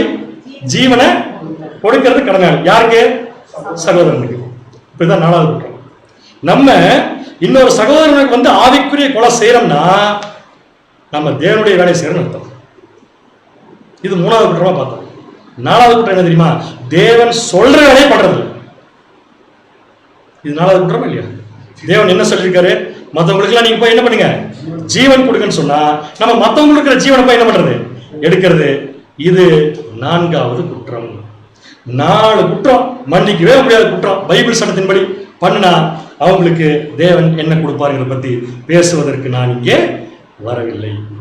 இது தப்புங்கிறத மட்டும் என்ன பண்ணிக்கலாம், நம்ம புரிஞ்சுக்கலாம். ஆனா கண்டிப்பா சொல்றேன், இந்த தண்டனை கடும் தண்டனையா தான். ஆனா உடனே என்ன பண்ணாது? கிடைக்காது. உடனே கிடைக்காது. கடும் தண்டனையா தான். சரிங்களா? இப்ப இதெல்லாம் நடத்துறதுக்கு ஒரே ஒரு ஆயுதம் தான் இருக்கு. அந்த ஆயுதம் கேட்டீங்கன்னா பகை. யாரை பகைக்கிறது? சகோதரனை பகைக்கிறது. பகைக்கிறதுங்கிறது அவ்வளவு பெரிய குற்றமா? நம்மளை பகைச்சுக்கிறது இல்லையா? இல்ல பகைக்கிறதுங்கிறது அவ்வளவு பெரிய குற்றமான்னு கேட்கிறோம். கட்டாயமா அது எந்த அடிப்படையில் பார்க்கலாமா? இந்த பகைங்கிற வார்த்தை இருக்கல, தமிழ் வார்த்தை, ஆங்கிலத்தில் ஹேட்ஸ் அப்படின்னு கொடுத்துருக்காங்க. அதோடைய ஆங்கில வார்த்தை ஹேட். அதோடைய கிரீக் வேர்ட் மிஷையோ. அந்த மிஷையோ அப்படிங்கிற கிரீக் வேர்டினுடைய டைரக்ட் இங்கிலீஷ் மீனிங் என்னன்னு பார்த்தீங்கன்னா by the extension to loveless. அதாவது சரியான மொழிபெயர்ப்பு சொல்ல முடியாது, ஆனா ஓரளவுக்கு என்ன அர்த்தத்தை அது கொடுக்குதுன்னு பார்த்தீங்கன்னா வெறுப்பதுங்கிறதுக்கு என்ன அர்த்தம் கேட்டீங்கன்னா, அன்பு செலுத்தாம இருக்கிறது என்னதானமா வெறுக்கிறது. ஒரு சகோதரன் மேல நானு அன்பு செலுத்தாம இருக்கிறதுங்கிறத என்னன்னு பாத்தீங்கன்னா அவரை நான் வெறுக்கிறதா. இதுதான் பயங்கரமா இருக்கு. ஏன் அன்பு செலுத்தாம இருக்கிறது வெறுப்பு? நீங்களே சொல்லுங்க. நான் என்ன எல்லாத்துக்கு மேல அன்பு வேணும்னு செலுத்தணுமா? ஏன்? இப்பதான் படிச்ச ஒரு வசனம், நம்ம கடனாளி. எது கடனாளி? அன்பு செலுத்துவதற்கு கடனாளி. கரெக்டா? அப்போ ஒரு கடனாளி கடனை செலுத்தினா தானே குற்றம் இல்லது. இப்ப நம்ம கடனாளியே இல்லையா? என்ன கடனாளி? அப்ப அன்பு செலுத்தாம இருந்தால் என்னதான் குற்றம் தான். என்ன குற்றம்? இன்னொரு சகோதரனை கொலை செய்வதற்கு ஏதுவான குற்றம். அதனாலதான் பைபிள் வசனங்கள் ரொம்ப கிளியர் இண்டிகேட் பண்ணுது.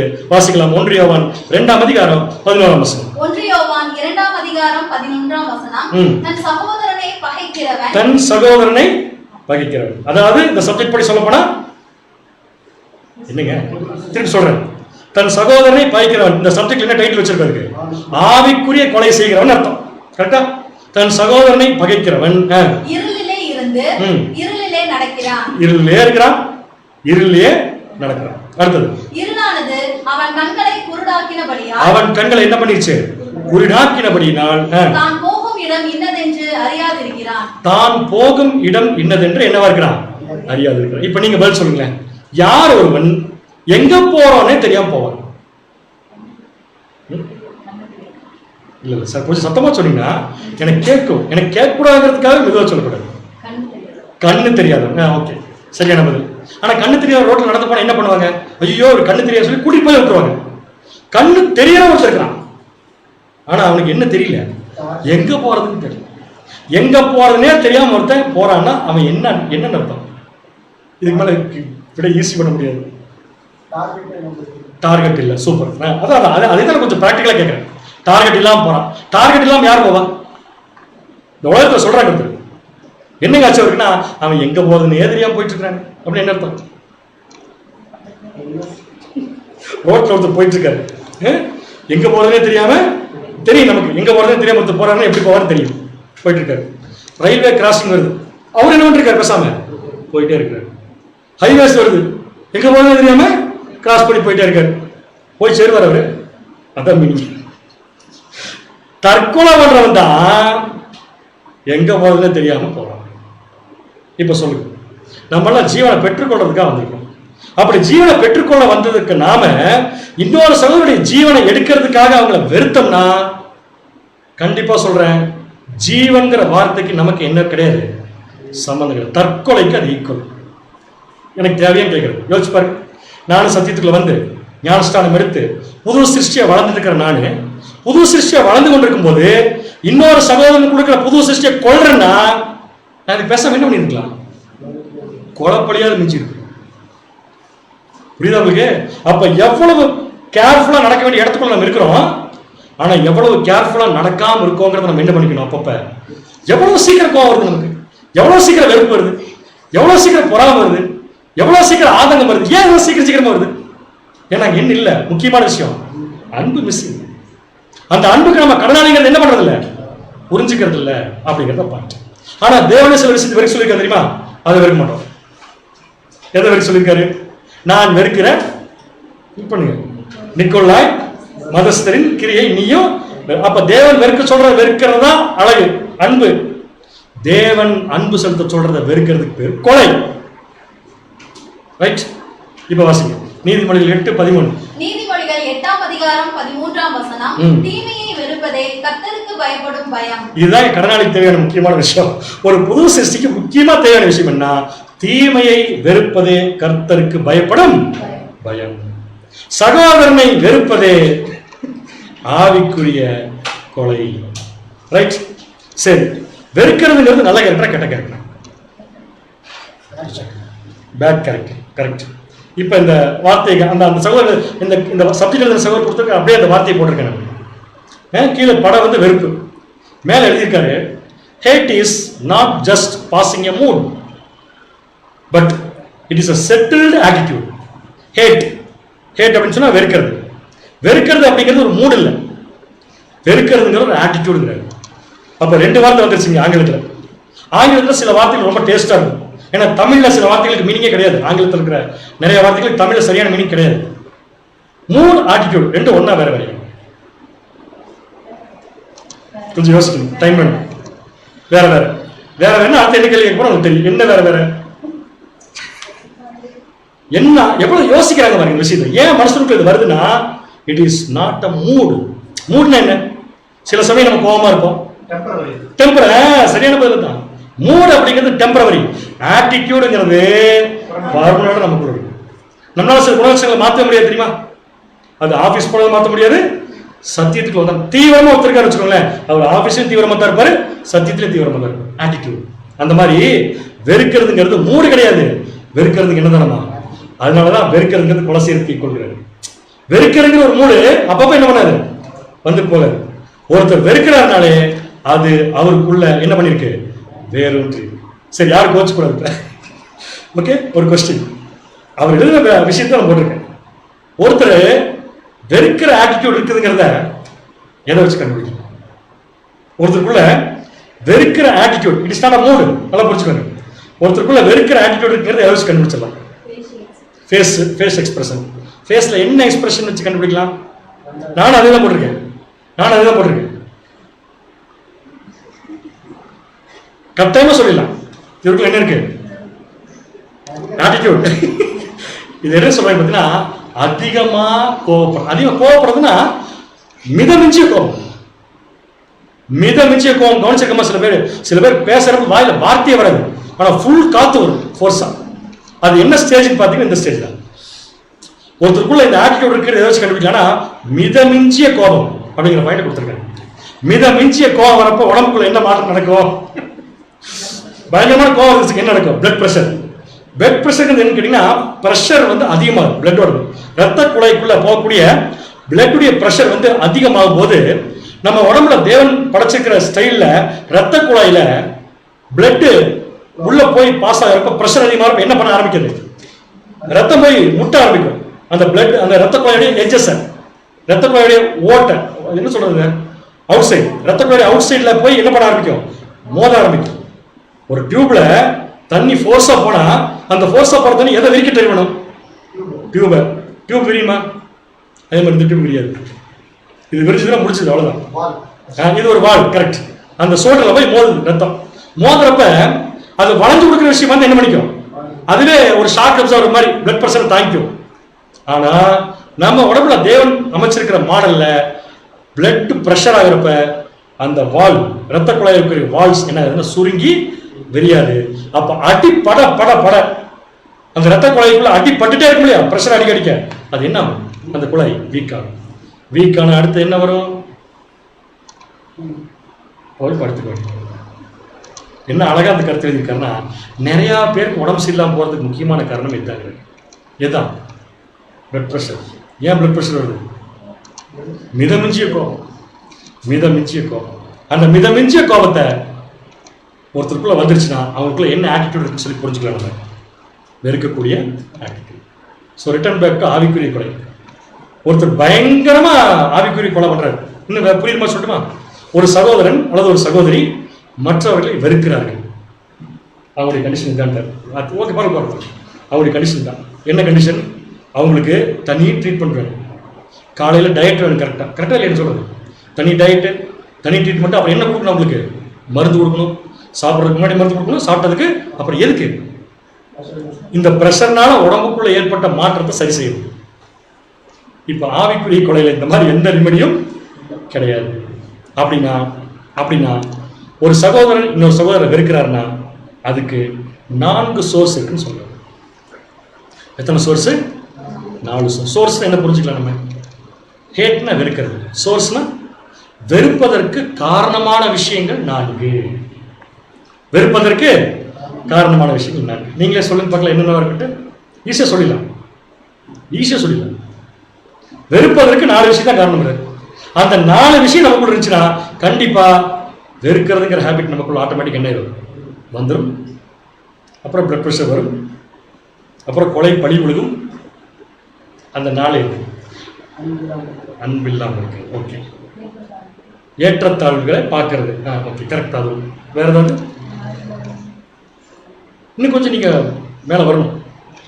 நானே போட்டுறேன். முதல் பாயிண்ட் டிஃபரன்சஸ், வித்தியாசம். இதுக்கு என்ன விளக்குங்கிறத அந்த பாயிண்ட்ல போற சொல்றேன். ஒரு சகோதரனுக்குள்ள வெறுப்புங்கிற விஷயம் ஆட்டிடியூட் செட்டில் ஆயிருக்குன்னா கட்டாயம் அவங்களுக்குள்ள என்ன இருக்குன்னா டிஃபரன்ஸை பார்க்கக்கூடிய மைண்ட் இருக்குன்னு அர்த்தம். டிஃபரன்ஸ்னா வித்தியாசம், அது பார்க்கலாம் என்ன அப்புறமா. ரெண்டாவது, இது நமக்கு தெரிஞ்சதுதான், பொறாமை, ஆமை, பொறாமை. மூணாவது பொய், பொய் பேசுற ஆட்டிடியூட் யாருக்கு இருக்கோ கட்டாயம் அவங்க சகோதரனை வெறுப்பாங்க. கடைசி என்ன சொல்லி பார்த்தீங்கன்னா காசிப், புறம் கூட்டம். இதுல நமக்கு நல்லா தெரிஞ்ச விஷயங்கள் எது?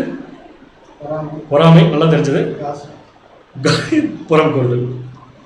பொய் கொஞ்சம் சந்தேகமா இருக்கு, பொய்யினால வெறுப்பு வருமா பார்த்தலாம், இன்னைக்கு பொய்யினால வெறுப்பு நீ பார்த்தலாம். ஓகே, அடுத்தது வித்தியாசம் பார்க்கறதுனால வெறுப்பு வருமா? அதான் இந்த சப்ஜெக்ட் எழுதுன, இந்த சப்ஜெக்ட்ல முக்கியமான ஒரு கருத்து சகோதரர் கோட் பண்ணிட்டு அந்த பாயிண்ட் தான். இப்ப என்ன வித்தியாசம்? வித்தியாசம் பாருங்க, 2 சகோதரர் இருக்காங்க, 2 பேருமே புது சிருஷ்டி. இந்த 2 பேருமே முதல்ல என்ன விஷயத்தை நல்லா புரிஞ்சுக்கணும்னா, புரிஞ்சுக்க வேண்டிய விஷயம்னா அவர் மாதிரி தான் இருப்பார், இவர் மாதிரி தான் இருப்பார். அதை புரிஞ்சுக்கணும். திருப்பி சொல்லணுமா? ஒவ்வொரு சகோதரனுக்கும் தேவன் சில வித்தியாசங்களை உண்டு பண்ணி வச்சிருக்காரு. என்ன ஆச்சரியம் தெரியல இன்னைக்கு. இதை புரிஞ்சுக்கிறது தான் தேவன் நமக்கு என்னென்ன கருத்துக்களை காமிக்கிறாருன்னா, இந்த 4 விஷயத்தை பாருங்களேன். தோற்றம், ஆர்வம், குணலட்சணம், ஊழியம். இது 4மே நம்ம சத்தியத்தில் இருக்கிற சகோதரர்கள் மட்டும் எடுத்துக்கலாம். 4 விஷயம் என்னென்ன? தோற்றம், குணலட்சணம், ஆர்வம், ஊழியம். இந்த 4 விஷயமும் எல்லா சகோதரர்கிட்டையும் ஒரே மாதிரியே தேவன் கொடுத்துருக்காரு. முதல்ல ஃபர்ஸ்ட் பாயிண்ட் பார்க்கலாம். தோற்றம். எல்லாரும் பார்க்கறதுக்கு ஒரே மாதிரியே இருக்கிறோம்? இல்லை. ஏன் இல்லை? அதுக்கு சகோதரர் கருத்து கொடுக்குறாரு.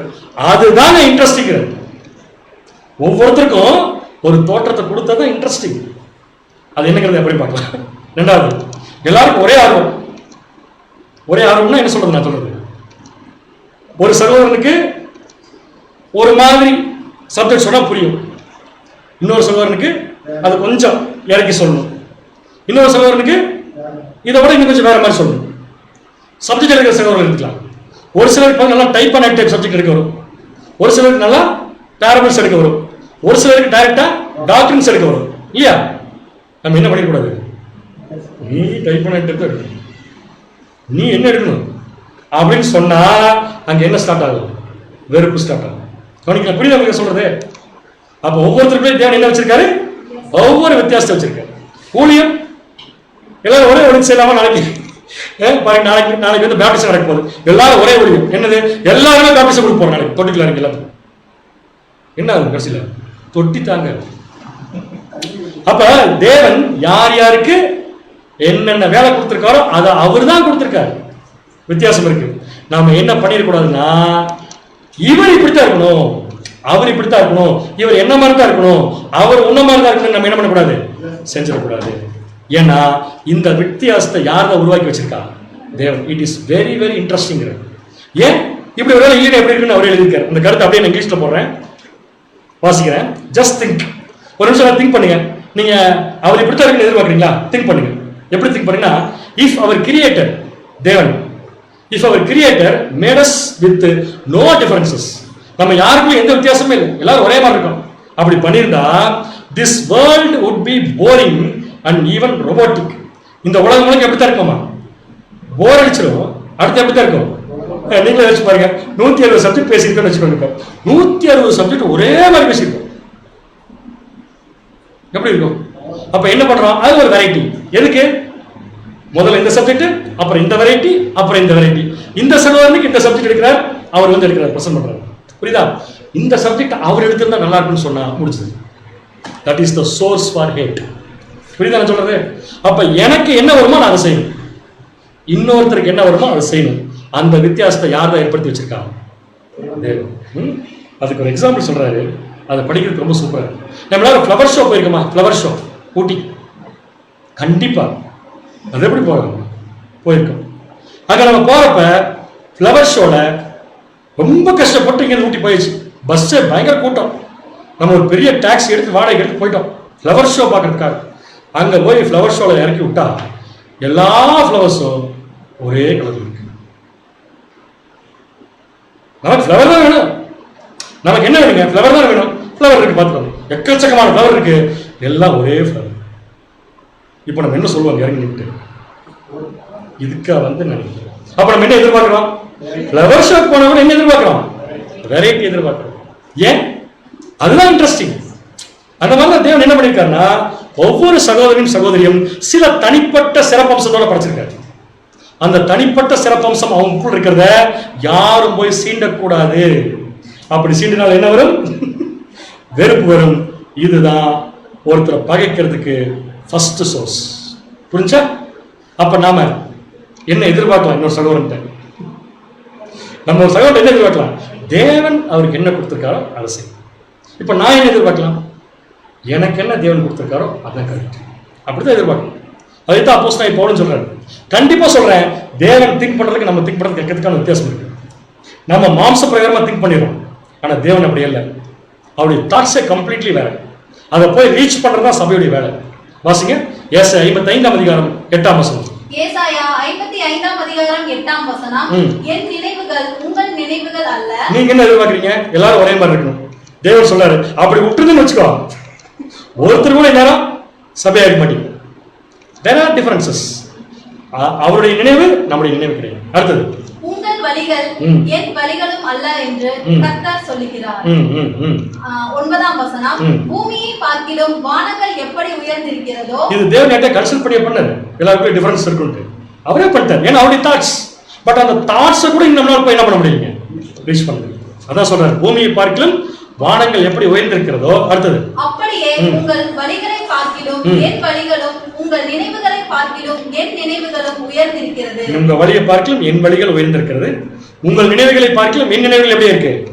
உயர்ந்திருக்குது அப்படின்னு சொல்லிட்டு இப்ப நம்ம தேவன்கிட்ட காண்பிக்க வேண்டியதுன்னா, எனக்கு என்ன வழி அதை காமிங்க, நான் அதுல என்ன பண்ணிக்கிறேன் போய்க்கிறேன்னு சொல்லிட்டா கண்டிப்பா என்ன வராது? என்ன வராது? வெறுப்பு வராது. சரியான பதில் தான். வாசிங்க சங்கீதம் 143:8. 143 சங்கீதம் 8 வசனம். அதிகாலையில் உமது கிருபையை கேட்க பண்ணும். உம்முடைய கிருபையை கேட்க பண்ணும். உம்மை நம்பி இருக்கிறேன். நான் நடக்க வேண்டிய வழியை எனக்கு காண்பியும். இதுதான் சரியான மைண்ட் செட். நான் நடக்க வேண்டிய வழி எனக்கு என்ன பண்ணுங்க? ஏன் தெரியுமா? நான் எப்படி நடக்கணும் நான் தீர்மானிக்கிறனோ அதோட நீங்க பெட்டரா தீர்மானிச்சிருப்பீங்க. ஏன்னா உங்க நினைவுகள் வேற, என் நினைவுகள். முதல்ல நான் என்னவா இருக்கும்னு நீங்க நினைச்சிருக்கீங்களோ அதை என்னை நினைக்க வைங்க. திருப்பி சொல்லுமா? நான் எப்படி இருக்கும்னு நீங்க நினைச்சிருக்கீங்களோ அதை எனக்கு புரிய வைங்க. அதில் நான் என்ன பண்றேன் நடக்க. இப்படி இருக்கிறவங்களுக்குள்ள டிஃபரன்சஸ் வருமா? கட்டாயம் என்ன வராதுங்க? டிஃபரன்ஸ் வரும். சரி, அப்ப சகோதரத்தை நம்ம எதுவுமே எதிர்பார்க்க கூடாதா? அப்படி அப்படியே போட்டு அப்படின்னு விட்டுறதா? அது சொல்றாரு, அப்படி விட வேண்டாம். நீங்க என்ன பண்ணீங்கன்னா இன்னொரு சகோதரனை கம்பேர் பண்ணுங்க. எப்படி கம்பேர் பண்ணீங்கன்னா, உங்களை விட அவங்க தான் பெட்டர்னு கம்பேர் பண்ணுங்க. ரோமர் 12 அதிகாரம் 10 வசனம். ரோமர் 12 அதிகாரம் 10 வசனம். சகோதர சிநேகத்திலே ஒருவர் மேல் ஒருவர் பட்சமாயிருங்கள். ஒருவர் மேல் ஒருவர் பட்சமாயிருங்கள். கனம் பண்ணுகிறதிலே ஒருவருக்கு ஒருவர் முந்திக் கொள்ளுங்கள். அப்ப சகோதரர் நம்ம கம்பேர் பண்ணலாம். இதுல எனக்கு நான் கொடுக்கிற கணத்தை விட அவருக்கு நான் என்ன பண்ணலாம்? அதே கணத்தை கொடுக்கலாம். கரெக்டா? சோ டிஃபரன்சஸ் கட்டாயமா இருக்கும். அதை ஏற்றுக்கொள்ற மனப்பக்குவம் நமக்குள் இருக்க வேண்டும்.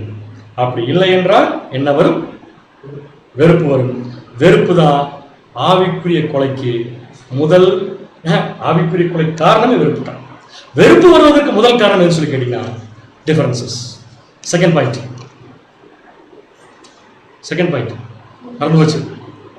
ரெண்டாவது சோர்ஸ் ஃபார் ஹேட் குணலட்சணம் ஜெலசி. ஜெலசினா பொறாமை. இந்த ஒரு ஸ்லைடே போதும், ஃபுல் கான்செப்டை எக்ஸ்பிளைன் பண்ணிடுவோம். இப்போ இந்த ஸ்லைட்ல ஒரு சகோதரிக்கு பொறாமை. கரெக்டா சொல்றது? இல்லை தெரியுதா இல்லையா? யாருக்கு பொறாமை? ப்ளூ சட்டை போட்டுருக்காங்க. கரெக்ட். எப்படி சொல்றீங்க பொறாமை? எங்க போட்டிருக்காத பொறாமை? Face reaction. Exactly right. உள்ள என்ன இருக்குன்னு கண்டுபிடிச்சு. சரி, கண்டுபிடிச்சிங்க, ரொம்ப பாராட்டுகள். பட் கேள்வி வரல. கேள்வி என்ன? இந்த அம்மாவுடைய பொறாமைக்கு என்ன காரணம்? எல்லாமே இருப்பாங்க. நம்மளுடைய பொறாமைக்கு என்ன காரணம்? குழந்தை இருக்கு. யாருக்கு? பக்கத்தில் இருக்கிற அம்மாவுக்கு குழந்தை இருக்கு. இந்த அம்மாவுக்கு என்ன இல்லை? குழந்தை. இப்போ இந்த அம்மாவுக்கு பொறாமை வந்துச்சு, நீங்களே சொல்லிட்டீங்க, கண்டுபிடிச்சிட்டோம். ஏன் பொறாமை இந்த அம்மாவுக்கு? என்கிட்ட இல்லை. எது இல்லை? குழந்தை இல்லை. அப்போ யார் மேலே பொறாமை பண்ணணும்? குழந்தை மேல. கரெக்டு தானுங்க? யோசிச்சு 30 நிமிஷம் யோசிச்சு. எதனால பொறாம? குழந்தை இல்லை. அப்ப பொறாம எது மேல வரணும்? குழந்தை மேல தான் வரணும். இந்த மாதிரி யார் மேல வந்திருக்கு? அந்த ஏன்? அவ்வளவுதான். மனுஷனுடைய மைண்ட் செட் அவ்வளவுதான். அது எப்படி எனக்கு இல்லாத அவனுக்கு இருக்கலாம், எனக்கு இல்லாதது உனக்கு இருக்கலாம். இதுதான் பிரச்சனை. திஸ் இஸ் கால்டு பொறாமை. இது சத்தியத்தில் இருக்கிற சகோதர சகோதரிகளுக்கு பொருந்துமா? வருமா இந்த மாதிரி கேரக்டர்? வரவே வராது. வருமா? அப்ப இந்த பாயிண்ட் ஸ்கிப் பண்ணி அடுத்த பாயிண்ட் போய்க்கிறேன். இதுவும் வெறுப்புக்கு ஒரு காரணம். குழந்தைனால வராது. நான் குழந்தை போட்டது எக்ஸாம்பிளுக்காக. ஓகே, இப்ப கையில் இருக்கிற குழந்தை, ஒரு அம்மாவுக்கு குழந்தை இருக்கு, இன்னொரு அம்மாவுக்கு குழந்தை இல்லை. கரெக்ட்? இப்ப அந்த அம்மாவுக்கு பொறாம குழந்தை மேல வரல, யார் மேல வந்திருக்கு? குழந்தை இருக்கிற அம்மா மேல வந்திருக்கு. இது அப்படியே வச்சுட்டு உள்ள போலாமா? 2 சகோதரர்கள் இருக்காங்க, 2 பேரும் புது சிருஷ்டி. இப்போ ஒரு புது சிருஷ்டிக்கு என்னென்ன தேவன் கொடுக்கிறார்? தேவன் என்னென்ன கொடுக்கிறார்னா அங்கீகாரம் கொடுக்கிறாரு, வாய்ப்பு கொடுக்கிறாரு, மரியாதை கொடுக்கிறாரு. கொடுக்கிறாரா? கொடுக்கிறாரு. ஒவ்வொருத்தருக்கும் தேவன் கொடுப்பாரு, கொடுக்க மாட்டாங்க? கொடுப்பாரு. ஒவ்வொருத்தருக்கும் யார் யாருக்கும்? புது சிருஷ்டி அழைக்கப்பட்ட எல்லாருக்கும் அங்கீகாரம் கொடுப்பாரு, கொடுக்க மாட்டாரா? கொடுப்பாரு. வாய்ப்புகள் கொடுப்பாரு. எது கூட வாய்ப்பு தான், அது கூட வாய்ப்பு தான். கரெக்ட்? நீங்க சொல்ல வேண்டாம், அது கூட வாய்ப்பு தான். சப்ஜெக்ட் பேசுறது ஒரு வாய்ப்பு தான், எல்லாமே ஒரு வாய்ப்பு தான். மரியாதை, தேவன் மரியாதை கொடுத்ததுனால தான் சத்தியத்தை கேட்கறதுக்கு எனக்கு சான்ஸ் கிடைச்சிருக்கு. கொடுத்துருக்காரு இல்லையா? இப்ப எல்லாருக்கும் மரியாதை கொடுத்துருக்காரு இல்லையா? ஆனா மோஸ்ட் ஆஃப் த டைம் தேவனுடைய பிள்ளைகள் என்ன பண்ணிடுறாங்கன்னா, அந்த மரியாதை எனக்கு வேணும், அவருக்கு கொடுத்த வாய்ப்பு எனக்கு வேணும். அதான் கையில் இருந்த குழந்தை. இப்ப ஆக்சுவலா எது மேல பொறாமப்படணும்? வாய்ப்பு மேலையும் அங்கீகாரத்து மேலையும் பொறாமப்பட்டா அந்த தேவன்கிட்ட போய் கேட்கலாம், தேவன் இதை எனக்கு கொடுக்குன்னு கேட்கலாம். நம்ம யார் மேல பொறாமப்பட்டுறோம்? தேவன் இதை யாரு கொடுக்கிறாரோ அவர் மேல போறாங்க. எவ்வளவு மோசமான கேரக்டர் இல்லையா? இது நல்லாவா இருக்கும்?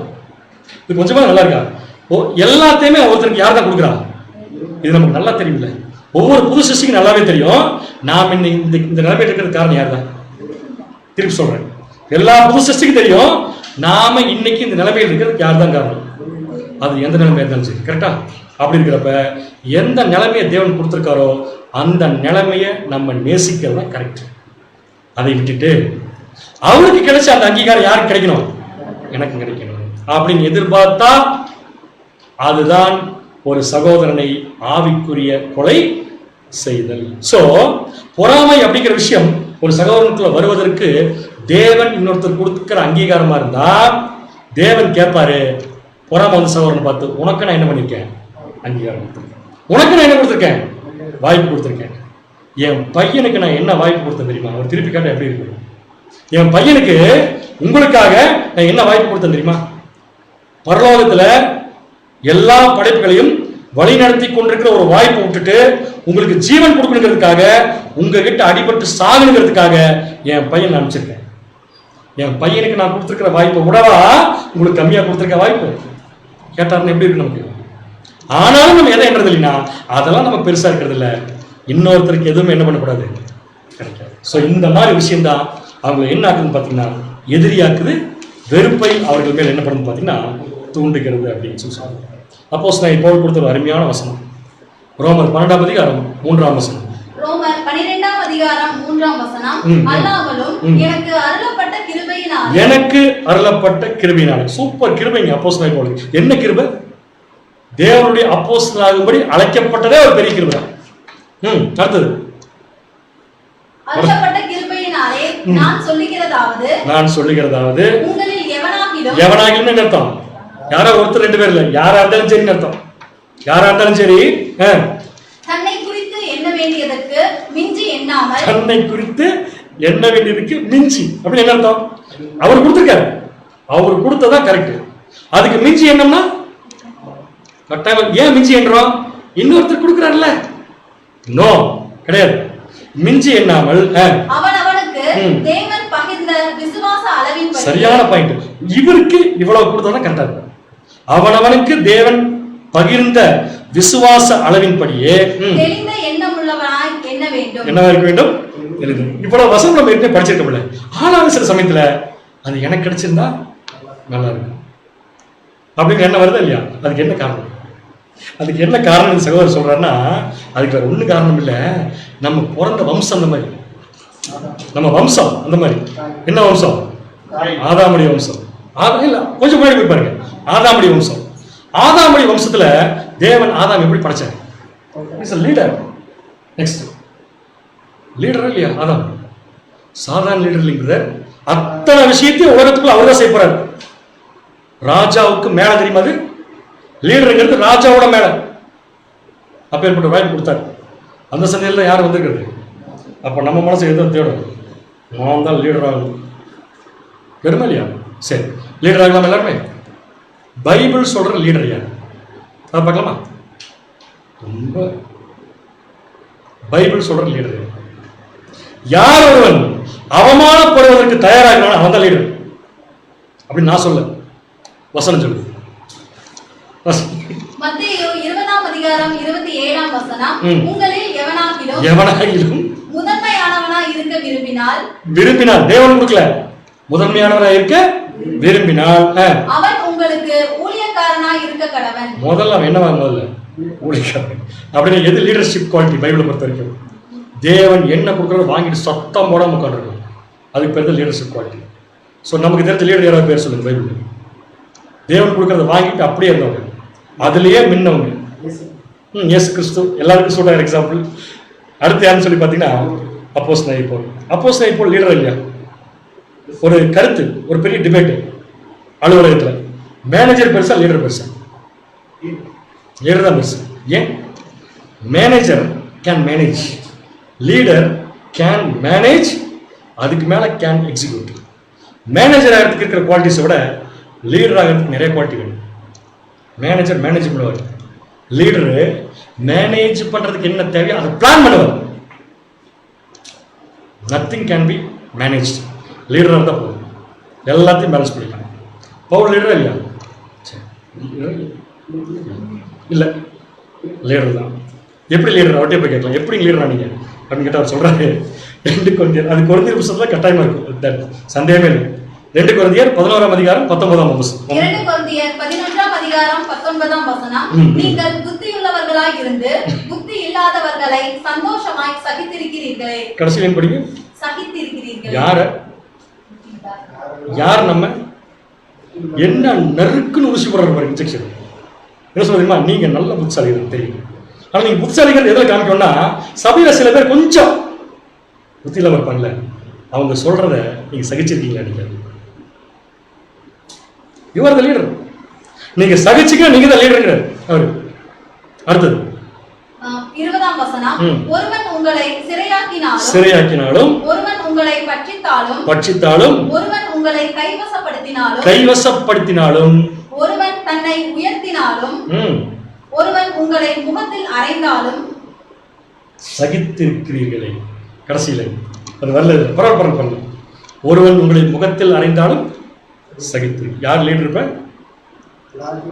எல்லாத்தையும் தாங்கிட்டு, தேவன் என்ன கொடுத்தாலும் வாங்கிட்டு, என்ன வேண்டியதுக்கு மேல எண்ணாம யார் இருக்கிறாங்களோ அவங்க தான் யாருன்னு சொல்லி பார்த்தீங்கன்னா லீடர். ஓகே, இப்போ சொல்லுங்க, நம்ம பொறாமப்படுறது நியாயமா? பொறாமப்படுறது நியாயமா? கட்டாயமா நியாயமே கிடையாது. பாருங்க லீடர்ஸ், பாருங்க லீடர் பார்த்து லீடர்ஸ் பார்க்கலாம். அப்போஸ்தலர் 5:41. அப்போஸ்தலர் 5ஆம் அதிகாரம் 41ஆம் வசனம். அவருடைய நாமத்துக்காக தாங்கள் அவமானம் அடைவதற்கு பாத்திரராக எண்ணப்பட்டபடியினால். அவமானம் அடைவதற்கு பாத்திரராக எண்ணப்பட்டபடியினால். பாத்திரர்னா என்ன? தகுதி. நினைச்சுக்கலாமா? தகுதி. எதுக்கு தகுதி? அவமானம் அடைவதற்கு ஒரு தகுதி வேணும் தெரியுமா? எல்லாருக்கும் தேவனுக்கு வாய்ப்பு கொடுக்கறது இல்லை. அந்த தகுதி யார் கொடுத்திருந்தாரு? அப்போஸ்தலர்களுக்கு. சந்தோஷமா சொல்றாங்க, என்ன அழகா அவமானப்பட தெரியுமா? நாங்கெல்லாம் என்னைக்கு பேசியிருக்கேன் இந்த மாதிரி? என்னை அவமானப்படுத்த வந்தாங்க பாருங்க, வந்தவங்க நான் என்ன பண்ணிருக்கிறேன்? அவமானப்படுத்தி. எனக்கு இஸ் நாட் அ லீடர். அவ்வளவுதான். அவங்க தங்களை எப்படி நினைச்சிருக்காங்கன்னா மேல நினைச்சிருக்காங்க. தேவன் அனுமதிக்காம நம்மளை யாருமே அவமானப்படுத்த முடியாது. சந்தோஷமாய் ஆலோசனை சங்கத்தை விட்டு புறப்பட்டு போய் 42ஆம் வசனம். தினந்தோறும் தேவாலயத்திலேயும் வீடுகளிலேயும் இடைவிடாமல் உபதேசம் பண்ணி இயேசுவே கிறிஸ்து என்று பிரசங்கித்தார்கள். அதான் வேலை. அந்த பாட்டுக்கு என்ன பண்ணிருக்காங்க? இவங்க தான் லீடர்ஸ். ஓகே, ஸோ ஆவிக்குரிய கொலை என்றால் என்ன? சகோதரரை வெறுப்பது. முடிச்சது, அவ்வளவுதான். சகோதரர் வெறுக்கிறதுக்கு 4 விஷயம் தான் காரணம். ஒன்னு டிஃபரன்சஸ் வந்தாலே வெறுப்பு வந்துடும். 2வது பொறாமை வந்தா கண்டிப்பா என்ன வந்துடும்? நம்ம உலக பிரகமான பொருள் மேல என்ன பண்ண மாட்டோம், அதெல்லாம் குறைய மாட்டோம். ஆனா எந்த பொருள் மேல அவமானப்படணுமோ அதை பட்டுட்டோம்னு வச்சுக்கோங்களேன், படக்கூடாதோ அதில் பட்டுட்டோம்னா தேவன் சொன்ன அந்த வார்த்தையை நம்ம யோசிச்சுக்கணும். உங்கள் யாராவது ஒருத்தன் எஜமான வெளி பெரிய ஆளா இருக்கும்னு நினைச்சா நீங்க என்ன பண்ணுவீங்க? எல்லாருமே முதன்மையானவராக இருக்கும்னு நினைச்சா எல்லாரும் கீழே நீங்க என்ன இருங்கன்னா ஊழியக்காரர். 3வது சோர்ஸ் ஃபார் ஹேட், வெறுப்பதற்கு 3வது காரணம் என்னன்னு சொல்லி கேட்டீங்கன்னா பொய். பொய் பொய் ஈக்குவல் டு கொலை. ஆஸ் பர் பைபிள் தியரி பொய் ஈக்குவல் டு கொலை. கரெக்டா இல்லையா நான் சொல்றது? ஏன்னா பொய் பேசுறதுக்கு வெறுக்கிறதுக்கு ஒரு காரணம்னா, வெறுக்கிறதுங்கிறது கொலை செய்யறதுக்கு ஒரு ஆயுதம்னா கண்டிப்பா பொய் ஈக்குவல் என்னதான்? கொலைதான். வசனம் வாசிக்கலாம். முதல்ல நீதிமொழிகள் 13ஆம் அதிகாரம் 5ஆம் வசனம். நீதிமொழிகள் 13ஆம் அதிகாரம் 5ஆம் வசனம். நீதிமான் பொய் பேச்சை வெறுக்கிறான். நீதிமான் பொய் பேச்சை என்ன பண்றான்? வெறுக்கிறான். துன்மார்க்கனோ வெட்கமும் இலச்சையும் உண்டாக்குகிறான். சோ இதெல்லாம் விளக்க வேணுமா நமக்கு? எது பொய் நம்மளை பொறுத்த வரைக்கும்? சத்தியத்துக்கு எது உண்மைன்னு கேட்டா ஈஸியா பதில் சத்தியம் மட்டும்தான். சத்தியத்தை தவிர எது பேசலாம் அது என்னதான்? பொய் தான். சரிங்களா? ஏன்னா அது தேவனுடைய பார்வையில் குற்றம். ரைட். பொய் பேசுறவங்களுக்கு ஆபத்து எதனால் வரும்? இது ரொம்ப ஒரு ஒன்னோட கொஸ்டின் தான் கேட்கறேன் நான். பொய் பேசுறவங்களுக்கு ஆபத்து எதனால வரும்?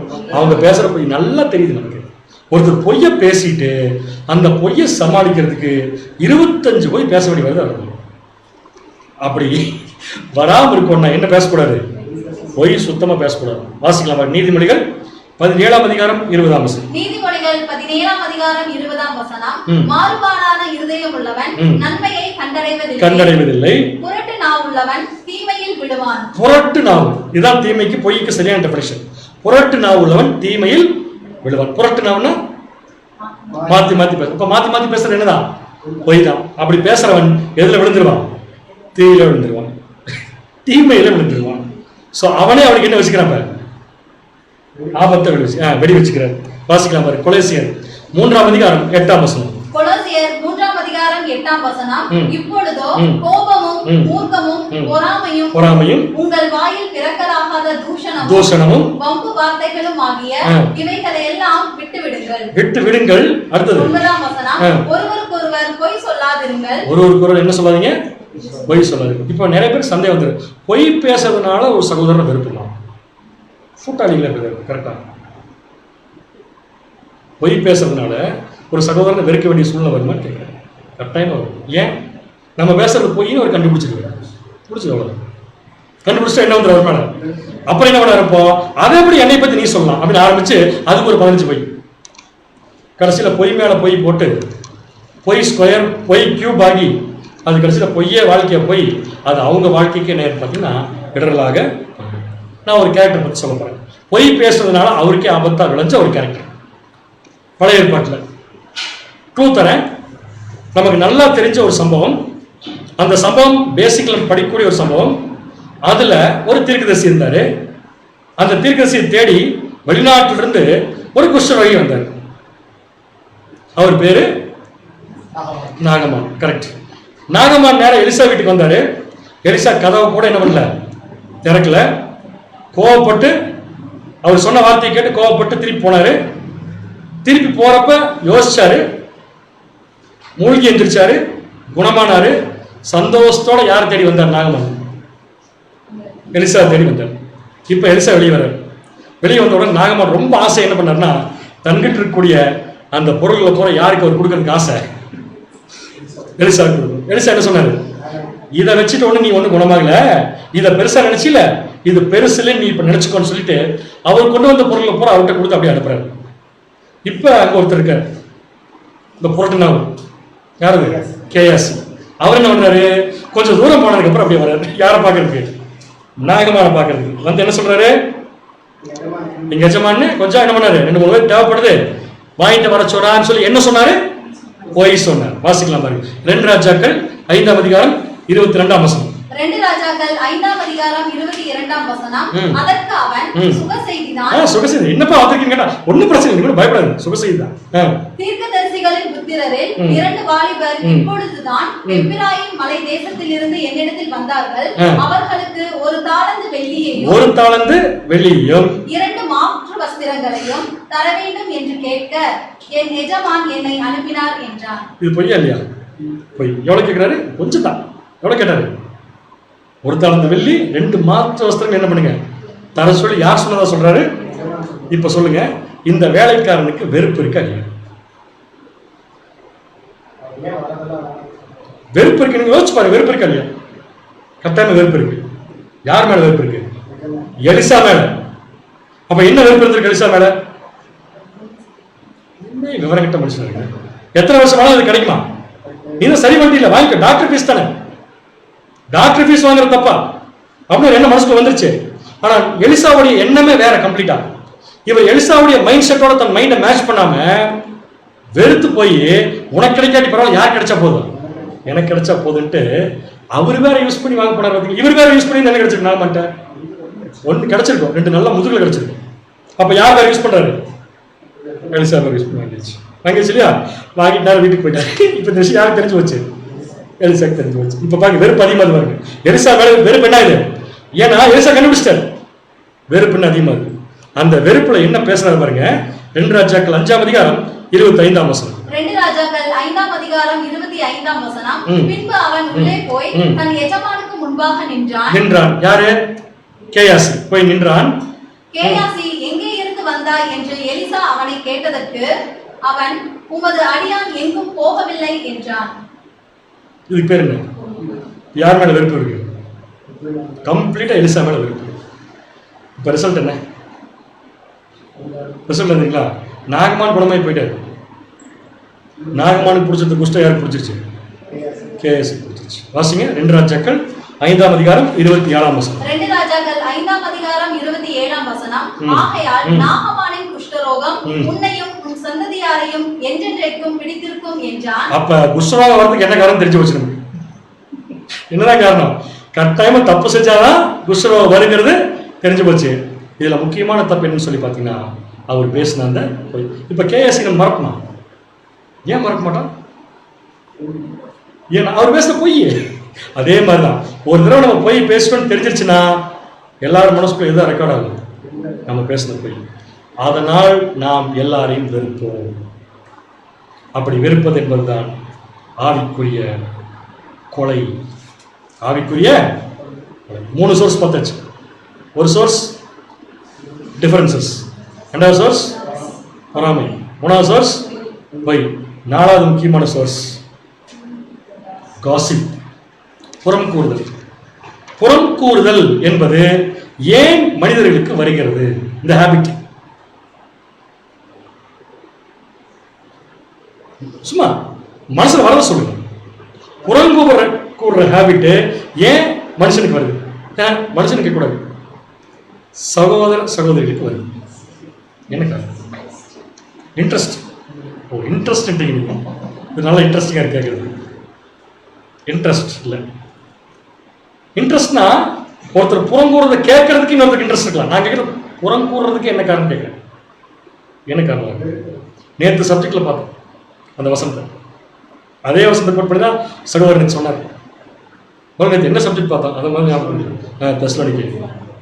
அதுல இருந்து வசனம் எடுக்க போறேன். வாசிக்கலாம். இப்ப ஒரு பழமொழி சொல்லுவீங்க நீங்க படிச்சு முடிச்சதுக்கு அப்புறம். 1 தீமோத்தேயு 5ஆம் அதிகாரம் 13ஆம் வசனம். 1 தீமோத்தேயு 5ஆம் அதிகாரம் 13ஆம் வசனம். அதுவும் அல்லாமல் அவர்கள் சோம்பல் உள்ளவர்களாய். அவர்கள் சோம்பல். இப்ப பாருங்க, क्वेश्चन முக்கியமான क्वेश्चन இருக்கு. அவர்கள் என்ன இருப்பாங்க? சோம்பேறிகளாய் இருப்பார்கள். சோம்பேறிகளாய் வீடு வீடாய் திரிய பழகுவார்கள். தப்பா இருக்கு. சோம்பேறி வீட்டுல தான் இருப்பாங்க. சொல்றது கரெக்டா தப்பு. சோம்பல் வந்துருச்சுன்னா எங்கதான் இருப்பாங்க? இங்க என்ன போட்டிருக்கு வசனம்? கொஞ்சம் பக்கத்துல வந்துட்டீங்க. அதுக்கு என்ன மீனிங்னா, இந்த சோம்பலுக்கு பேரே வேற சோம்பல். என்ன தெரியுமா? இது ஆவிக்குரிய சோம்பல்.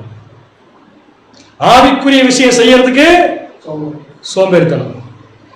தேவையில்லாத வேலை செய்வதற்கு சுறுசுறுப்பு. This is the main source for gossip. சொல்லணுமா? வேண்டாம், சொல்லிடுறேன். ஆவிக்குரிய வேலை செய்யறதுக்கு சோம்பேறித்தனம், மாம்ச பிரகாரமான வேலை செய்யறதுக்கு சுறுசுறுப்பு. இதுதான் புறம் கூறுதலுக்கு முக்கியமான காரணம். அடுத்தது வாசிங்க. சோம்பலுள்ளவர்களாய் மாத்திரமல்ல, அலம்புகிறவர்களாயும் வீண் அலுவல்காரிகளாயும் தகாத காரியங்களை. எவ்வளவு கோபம் இருந்த போல பேசிப்பான்னு வச்சுப்பாரு. அலப்புகிறவர்களாயும் வீண் அலுவல்காரிகளாயும் தகாத காரியங்களை பேசுகிறவர்களாயும். தகாத காரியம், நமக்கெல்லாம் பேசுறதுக்கு டைம் இல்லை, ஒருத்தர் போய் சந்திக்கிறதுக்கு நேரம் இல்லை, வாழ்க்கை அப்படி ஓடிட்டு இருக்குது. ஆனா சில சந்தர்ப்பத்துல தேவன் இந்த மாதிரி சூழ்நிலை அனுமதிக்கிறப்ப சில பேருடைய இருதயம் என்ன இருக்குன்னு பார்த்தீங்கன்னா இந்த மாதிரி போயிடுது. அது முற்றிலும் தவறு. அதுக்கு என்ன காரணம் சொல்றாங்க சயின்டிஃபிக்கானா, ஹியூமன் பிரெயின் இருக்கு இல்லையா, மனுஷனுடைய மூளைக்கு ஒரு நாளைக்கு நீங்க 5000 சிந்தனைங்கிற பெட்ரோல் போட்டு தான் ஆகும். அது ஒர்க் பண்ணுதோ இல்லையோ 5000 தாட்ஸ் திங்க் பண்ணி ஆகணும் ஒரு நாளைக்கு. ஒரு மாசத்துக்கு இல்லை, ஒரு நாளைக்கு. இந்த பம்ப் இருக்குல்ல, வீட்டில் பம்பு சும்மா வச்சிருந்தா என்ன ஆகும்? தண்ணியெல்லாம் போடணும் அப்படி இருக்கும், பம்ப் கெட்டு போயிடும். அந்த மாதிரி நம்முடைய பிரெயின் இருக்கு இல்லையா, நம்ம உயிரோடு இருக்கிறோம், சிந்தனைகள் இல்லாத ஒரு மூளை செத்து போயிடும். தேவன் என்ன பண்ணிருக்காருன்னா 5000 தாட்ஸ் டெய்லி திங்க் பண்றதுக்கு கெப்பாசிட்டி கொடுத்துருக்காரு. இந்த 5000 தாட்ஸ் கட்டாயமா நமக்கு இருக்கும். நீங்க வேணா யோசிச்சு பாருங்க, தூங்குறப்ப கூட சில பேருக்கு டக்குன்னு முடிப்பு வந்துடும். எந்திரிச்சு யோசிச்சுட்டு இருப்பாங்க, என்ன சிந்தனை, இந்த மாதிரி 5000 தாட்ஸ் சொல்லலாம். நீங்க வேணா கவுண்ட் பண்ணி பாருங்க நாளைக்கு. அது ஒரு தாட். இந்த 5000த்துல 4000 தான் ஒருத்தருக்கு வருதுன்னு வச்சுக்கோங்களேன். மிச்சம் 1000 தாட் கேப் இருக்குல்ல, அதை அவங்களே ஃபில் பண்ணிக்குவாங்க. எப்படின்னா, தேவையில்லாத அலுவல்கள், வீண் அலுவல் காரியங்கள் என்ன பண்ணிக்குவாங்க இல்லை ஃபிக்ஸ் பண்ணிக்குவாங்க. அப்படி ஃபிக்ஸ் பண்ணுறதுனால தான் என்ன வருதுன்னு சொல்லி பார்த்தீங்கன்னா காசிப், புறம் கூறுதல் அப்படிங்கிற விஷயம் அரங்கேறுகிறது. வாசிக்கலாம். நீதிமொழிகள் 20ஆம் அதிகாரம் 19ஆம் வசனம். நீதிமொழிகள் 20ஆம் அதிகாரம் 19ஆம் வசனம். தூற்றிக்கொண்டு திரிகிறவன் ரகசியங்களை வெளிப்படுத்துவான், ஆதலால் தன் உதடுகளினால் அளப்புகிறவனோடே களவாதே. தன் உதடுகளினால் அளப்புகிறவனோட என்ன பண்ணாத, களவாதே. அடுத்தது லேவியராகமம் 19ஆம் அதிகாரம் 16ஆம் வசனம். லேவியராகமம் 19ஆம் அதிகாரம் 16ஆம் வசனம். உன் ஜனங்களுக்குள்ளே அங்கும் இங்கும் கோல் சொல்லி திரியாயாக, பிறனுடைய இரத்த பலிக்கு உட்பட வேண்டாம், நான் கர்த்தர். வசனத்துல என்ன சொல்லியிருக்காரு தேவன், கொஞ்சம் முன்பே கவனிச்சு பாருங்க. அங்கும் இங்கும் போய் என்ன சொல்லாத, கோல் சொல்றதுன்னு என்ன, அதுக்கு பேர் தான் இப்போ காசிப் படித்தோம். கரெக்டா? கோல் சொல்லையாக சொன்னின்னு வச்சுக்கோங்க, மற்றவனுடைய இரத்தப்படிக்கு நீ என்ன ஆயிடுவேன். எங்க கோல் சொல்றது மற்றவனுடைய இரத்தப்படிக்கு ஆளாக.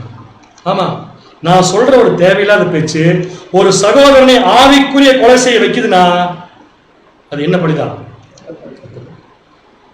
தயவு செஞ்சு யாரை பற்றியும் தப்பா என்ன பண்ண வேண்டாம், சொல்ல வேண்டாம். சகோதரர் என்ன எழுதியிருக்காருன்னா ஒரு கருத்து, சில பேருக்கு அந்த மாதிரி சிந்தனை வரும். அப்படி இருக்கும் சொல்லுங்க, காசிப் பண்ணுங்க, ஆனா நல்ல விஷயத்தை பண்ணுங்க. இப்ப நமக்கு என்ன கேள்வி வருது, நல்ல விஷயத்தை எப்படி நம்ம காசிப் பண்ணுவோம்? நல்ல விஷயத்தை வெளிப்படையாக பேசுவோம், எதைத்தான் மறைச்சு பேசுவோம், எதைத்தான் இல்லாத பேசுவோம் பார்த்தீங்கன்னா காசிப். இதனால நம்ம ஒருத்தர் கொலை செய்யறவங்க என்ன பண்ணிடாதீங்க, மறந்துடாதீங்க. இந்த இந்த வார்த்தை அப்படியே அந்த சப்ஜெக்ட்னு போட்டிருக்கேன். இதில் பாருங்க, காசிப் பத்தி partial information, incomplete information, distorted information, misconstructed information. ஒரு புறங்கூறுதல்ங்கிறது கண்டிப்பா நல்ல விஷயமா கன்வெர்ட் ஆகாது. ஏன்னு கேட்டீங்கன்னா, it is partial, it is incomplete, it is distorted, it is misconstructed. தமிழ்ல சொல்ல போனா பார்ஷியலா கொஞ்சம் தான் விஷயத்தை கோசிப் பண்ணுவாங்க, மிச்சத்தை யார்கிட்ட சொன்னாங்க அவங்களே வச்சுக்குவாங்க. சொல்றது கரெக்டா? பாதி சொல்லிவிட்டா போதும், மிச்சத்தை என்ன பண்ணிப்பாங்க, அவங்களே வச்சுக்குவாங்க. அடுத்தது இன்கம்ப்ளீட்னா எந்த காசிப்பும் முழுமையடையாது, முக்கால்வாசி தான் வரும், மிச்ச கால்வாசி என்ன பண்ணிக்கலாம், அவங்கவுங்க திறமைக்கு ஏற்ற மாதிரி போட்டுக்கலாம். அதான் உண்மை. அடுத்து டிஸ்டார்டட்னா செதஞ்சு போன இன்ஃபர்மேஷன். அடுத்தது மிஸ்கன்செப்ஷன், தவறாக கட்டப்பட்ட செய்திகள். இதையெல்லாம் நம்ம கேட்டோம்னா இந்த இன்ஃபர்மேஷன் மாதிரி தான் நாமளே நேருவோம், மாறிடுவோம். நம்ம முழுசா தேவனுக்கு நம்ம ஒப்பு கொடுக்குறோம்னு சொல்லியிருக்கோம். அப்படி இருக்கிறப்ப நம்முடைய வாழ்க்கையில் தேவன் கொடுத்துருக்க ஒவ்வொரு மணித்துறைகளையும் தேவனுக்கு முழுசா யூஸ் பண்றவங்க யாரோ அவங்க கண்டிப்பா மற்றவங்களை பத்தி என்ன பண்ண மாட்டாங்க, குறை பேச மாட்டாங்க, காசிப் பண்ண மாட்டார்கள். இதுல என்ன விசேஷம், காசிப் பேசுறவங்களுக்கு ஒரு மிகப்பெரிய துக்கமான செய்தி என்னன்னு கேட்டீங்கன்னா, நீங்க பண்ற புறங்கூறுதல், நான் சொல்றது எல்லாத்துக்கும் சேர்த்தான், அது நாமளா எனக்கு பொறுத்து, நாம பண்ற புறங்கூறுதல் யாரை பத்தி புறங்கூறுமோ அவங்களுக்கு தெரியவே தெரியாது. என்ன பிரயோஜனத்தினால? இப்ப என்னை பத்தி தப்பா பேசுற விஷயம் என் காதுக்கு படிச்சுன்னா எனக்கு என்ன ஆகும், கஷ்டமா இருக்கும். நம்ம சொல்ற புறங்கூறுதல் நம்ம யாரை பத்தி சொல்றோம் அவங்களுக்கு அவர் சந்தோஷமா போயிட்டு இருப்பாரு. புறங்கூறுறவங்க எப்படி கொண்டிருப்பாங்க, புறங்கூறு எப்படின்னா அவரை பத்தி ஒரு தவறான இமேஜ் மனசுக்குள்ள என்ன பண்ணிருப்பாங்க, செட் பண்ணிருப்பாங்க. அவங்க வாட்டுக்கு சந்தோஷமா இருப்பாங்க. அப்ப சந்தோஷமா இருக்கணும் என்ன பண்ணணும், எதை காலில் வாங்கிக்க மட்டும் இல்லை, எதையை பத்தி கண்டிக்க வேண்டிய அவசியம் இல்லை. வாசிங்க யாக்கோபு 1:26. யாக்கோபு 1:26 உங்களில் ஒருவன் தன் நாவை அடக்காமல், அதுதாங்க பிரச்சனை, நாவை அடக்காமல் தன் இருதயத்தை வஞ்சித்து தன்னை தேவ பக்தி உள்ளவன் என்று எண்ணினால், அவர் நினைச்சுட்டா நம்மள பெரிய பக்திமான் அப்படின்னு சொல்லி நினைத்து கொண்டால் அவனுடைய தேவ பக்தி வீணா இருக்கும். என்னவா இருக்கும்? It is like a murder. இப்ப சொல்லுங்க, ஆவிக்குறிகளை பண்ணிட்டாங்க. இதுல பாத்தீங்களா பிக்சர், ஆவிக்குறிகள் பண்ணிட்டாங்களே, யார் பண்ணிருக்காங்க கொலை? இந்த வெள்ளை சட்டை போட்டுருக்கிறவர் யார் கொலை பண்ணிருக்காங்க? வயலட்டு கிரே கலர் எல்லாம் பண்ணிருக்காங்க இல்லையா? இப்ப யார் சந்தோஷமா இருப்பா? வெள்ளை சட்டைக்காரர். ஏன்? அவர் மேல எந்த குழப்பலையும் இல்ல, குழப்பலையும் இல்ல அவர் மேல. ஆனா யார் மேல பழி வந்துருச்சு? இப்ப அந்த 3 பேரும் அவங்க சொன்ன காசிப்னாலே என்ன பண்ணுவாங்க, அழிஞ்சு போவோம். சோ நமக்கு இந்த விஷயம் வேண்டவே வேண்டாம். கொலோசியர் 3:8 அப்பே படிச்ச அதே வசனம் தான், அதுல முதல் பகுதி இது. கொலோசியர் 3:8 இப்பொழுதோ கோபமும் மூர்க்கமும் பொறாமையும் உங்கள் வாயில் பிறக்கலாகாத, உங்கள் வாயிலிருந்து பிறக்க கூடாது, பிறக்க விட்டா தானே வளருது. வாயிலிருந்து பிறக்கலாகாத தூஷணமும் வம்பு வார்த்தைகளும் ஆகிய இவைகளை எல்லாம் விட்டு விடுங்கள். நம்ம போய் பேசினா 4 பேருக்கு சமாதானம் வரும். நம்ம போய் பேசுற 4 பேருக்கு சமாதானம் வரும்.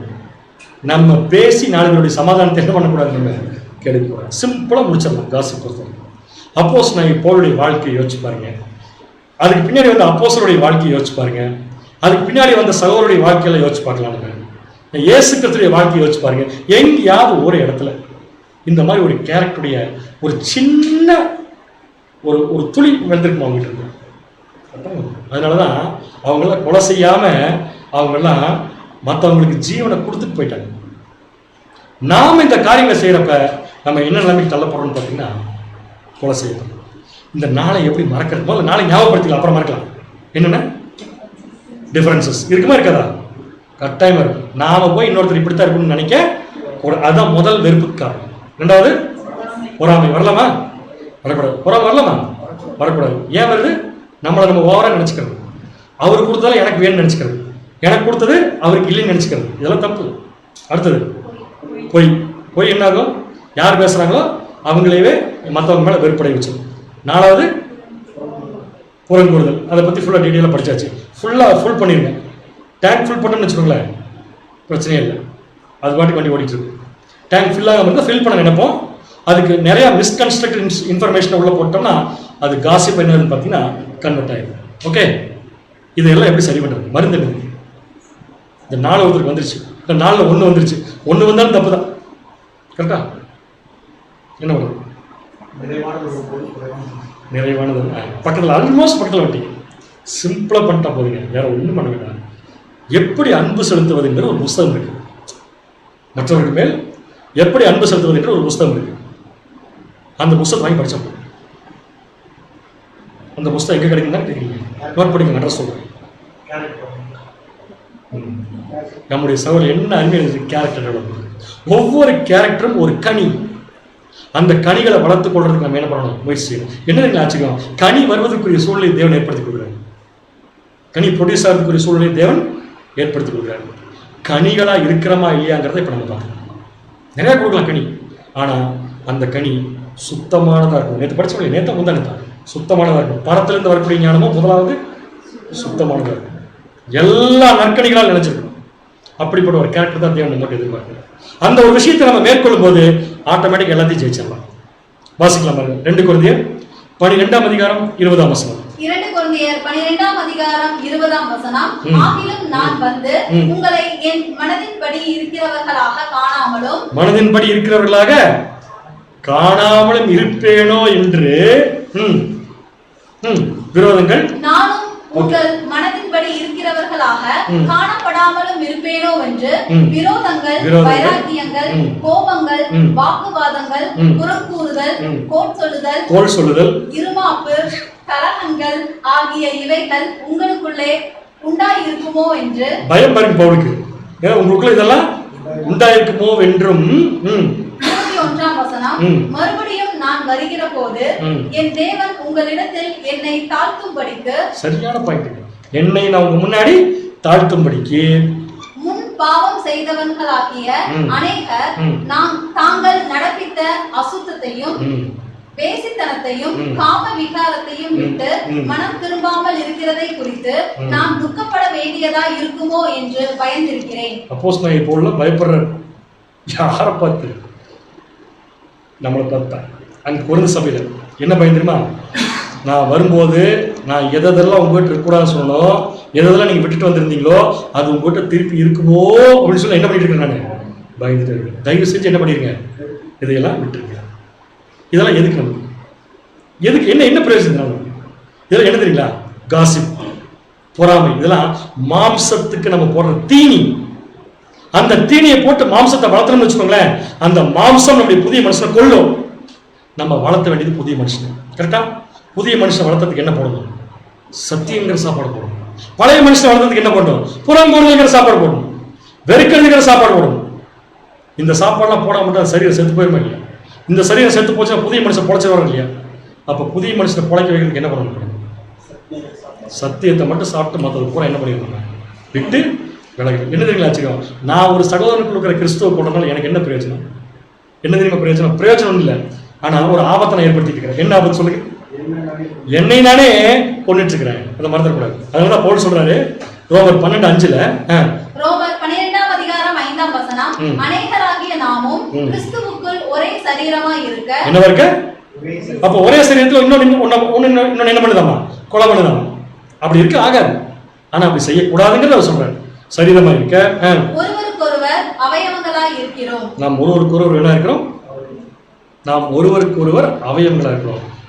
கொலைகாரர்களா இல்லை. நம்ம அன்பான சகோதர சகோதரிகளே, என்ன பண்ணலாம்னா, எந்த தப்பான விஷயத்தை வாயில் நான் பேச மாட்டேன், எந்த தவறான விஷயத்தை நான் என் வாயினால் பேச மாட்டேன், அது என் வேலை அல்ல அப்படிங்கிறத புரிஞ்சுக்கிட்டாலே போதும், எல்லா பிரச்சனையும் சால்வ். அப்புறம் வேற என்னத்தை தான் பேசுறது? பேசுறது நிறைய இருக்கு பைபிள்ல, காட்டுறதுக்கு நிறைய இருக்குது. அதை பேசலாம், அதை காட்டலாம். வாசிங்க ரோமர் 12:9. ரோமர் 12ஆம் அதிகாரம் 9ஆம் வசனம்.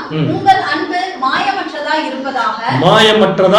இருப்பதாக தீமையை வெறுத்து நன்மையை பற்றிக் கொண்டிருங்கள். தீமையை வெறுத்து நன்மை என்ன பண்ணிக்கோங்க?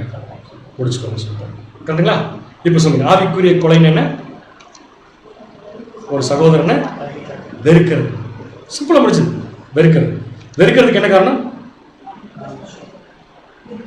டிஃபரன்சஸ், பொறாமை, பொய், 4வது பொறாமை. இந்த 4 விஷயத்தையும் நம்ம விட்டு விலகினா இதெல்லாம் என்ன பண்ணிடலாம். இப்போ ஒரு சிம்பிளா கேள்வி கேட்டுமா? சகோதரன் மேல் அன்பு செலுத்துவது என்றது? சகோதரிகள் கேட்டுக்கோங்க, சகோதரர்கள் யோசிச்சுக்கோங்க. ஒரு சகோதரன் மேல் அன்பு செலுத்துவது என்றால் என்ன? நானும் பார்க்கக்கூடாது. ரொம்ப சிம்பிளா முடிச்சிட்டீங்க. ப்ராக்டிக்கலா அவங்கள பற்றின எந்த தப்பான விஷயத்தையும் நம்ம வாயினால் என்ன பண்ணக்கூடாது? பேசக்கூடாது. நம்ம செய்ய வேண்டிய விஷயம் ஒன்றே தான்.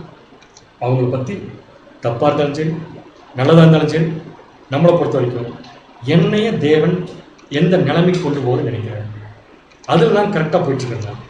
அதில் ஏதாவது தளர்வுகள் இருக்கா, அதை எப்படி சரி பண்ணுறது அப்படிங்கிறத டெய்லி உட்காந்து கணக்கு பார்க்கணும்.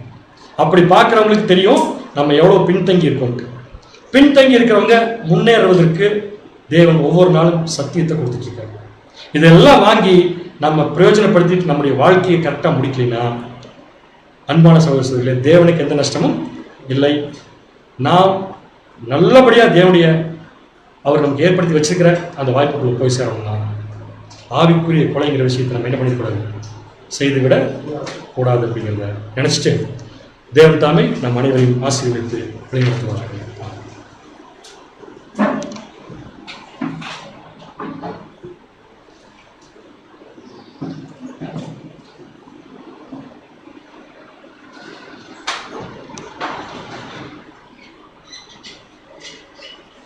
சத்தியத்தை வெளிப்படுத்தின பிதாவாகிய தேவனுக்கு நம் இரட்சகராகிய இயேசு கிறிஸ்து மூலம் துதியிலும் நன்றியிலும் எடுத்துக்கொள்ளலாம். இன்றைய நாளும் தூது கொடுத்த அன்பு சகோதரருக்கும் சபையின் சார்பாக நன்றிகளை தெரிவிக்கலாம். இந்த ஒரு கூடைக்கு நிறைவாக இறைவன் இனிய கீதங்களை நாம் வாசிக்க கேட்போம். இறைவன் இனிய கீதங்கள் ஆகஸ்ட் 14, மத்தேயு 4ஆம் அதிகாரம் 11ஆம் வசனம். அப்பொழுது பிசாசானவன் அவரை விட்டு விலகி போனான். உடனே தேவதூதர்கள் வந்து அவருக்கு பணிவிடை செய்தார்கள். இதற்கான விளக்கம், நமது கர்த்தராகிய இயேசு தம்முடைய பிதாவினால் குறிக்கப்பட்ட பணியை சிரமேற்று கொண்டு செய்வதில் பல வழிகளை சாத்தான் காண்பித்தாலும் அவைகளில் ஒன்றையும் ஏற்றுக்கொள்ளாமல் சுய தியாகம் செய்து இடுக்கமான வாசல் வழியாய் குறிப்பிட்டபடியே நடந்து தேவ சித்தத்தை நிறைவேற்றி வெற்றி சிறந்தார். எனவே எதிராளியான சாத்தான் பிதாவின் வார்த்தைக்கும் அவரது ஆவிக்கும் உண்மையுள்ளவராக இருக்கின்ற கிறிஸ்துவனிடத்தில் தன் நோக்கம் நிறைவேறாது என்று கண்டு அவரை விட்டு விலகி ஓடிவிட்டான். சோதனை முடிந்த பின்போ அவருடைய பரிசுத்த தூதர்கள் வந்து அவருக்கு உபவாசத்தினாலே ஏற்பட்ட சோர்விலை பணிவிடை செய்தார்கள். இயேசு தம்முடைய தெய்வீக பலத்தை காட்டும் வாய்ப்பிருந்தும் அதை தமக்காக பயன்படுத்தவில்லை. இப்படியாக நமது ஆண்டவரின் அனுபவத்தைப் போல நம்மை வெற்றி வந்தடைகிறது. ஆவின் ஐக்கியமும் மன உற்சாகமும் தெய்வீக கிருபையும் உணர்வையும் பலப்படுத்தி அடுத்த சோதனைக்கு தயார்படுத்தும் என்பது. இந்த ஒரு கூடைக்கு நிறைவாக ஜெபத்தை நம்முடைய அன்பு சகோதரர் கார்த்திகேயன் அவர்கள் ஏற்பார்கள். அதைத் தொடர்ந்து ஒரு சில அறிவிப்புகள் நம்முடைய அன்பு சகோதரர் ஜேம்ஸ் பாஸ்கர் அவர்கள் கூறுவார்கள். அதைத் தொடர்ந்து இந்த ஒரு கூடுகை தெய்வ சமாதானத்தோடு நிறைவு.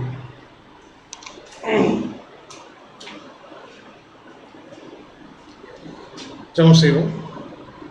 வானாதி வானங்களில் வீற்றிருந்து இந்த பூமியில் உள்ள ஒரு பிள்ளைகளாக எங்களை அன்போடு வழிநடத்துவர்கள் தான் எங்கள் அன்பின் பரிசுத்தமே. இறக்கமுள்ள தந்தையே, மன உருக்கம் நிறைந்தவரே, கடந்த போன காலங்கள் முழுவதும் தேவரி தாமினீர் எங்களை எல்லாம் கண்ணை நிமை காப்பது போல காத்து வழிநடத்தியிருக்கிறோம்.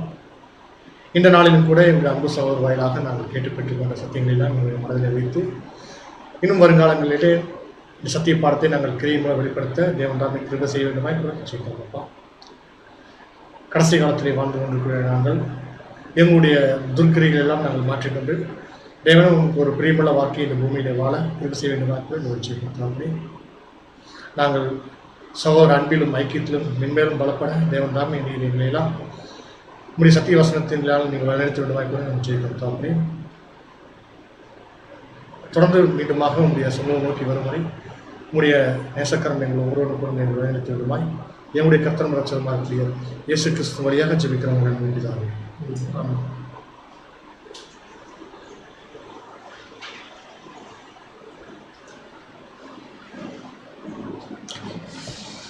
அன்புக்குரிய சகோதர சகோதரிகளே, நாளை தினத்தில் ஏற்கனவே அறிவித்திருந்தபடி சத்தியமங்கலத்தில் ஞானஸ்தானம் உடன்படிக்கை நடைபெற இருக்கிறது.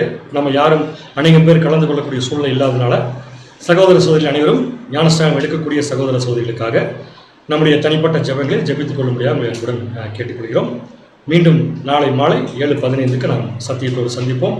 தேவன் தாமே நம் அனைவரையும் ஆசீர்வதித்து வழிநடத்துவாராக. ஆமென்.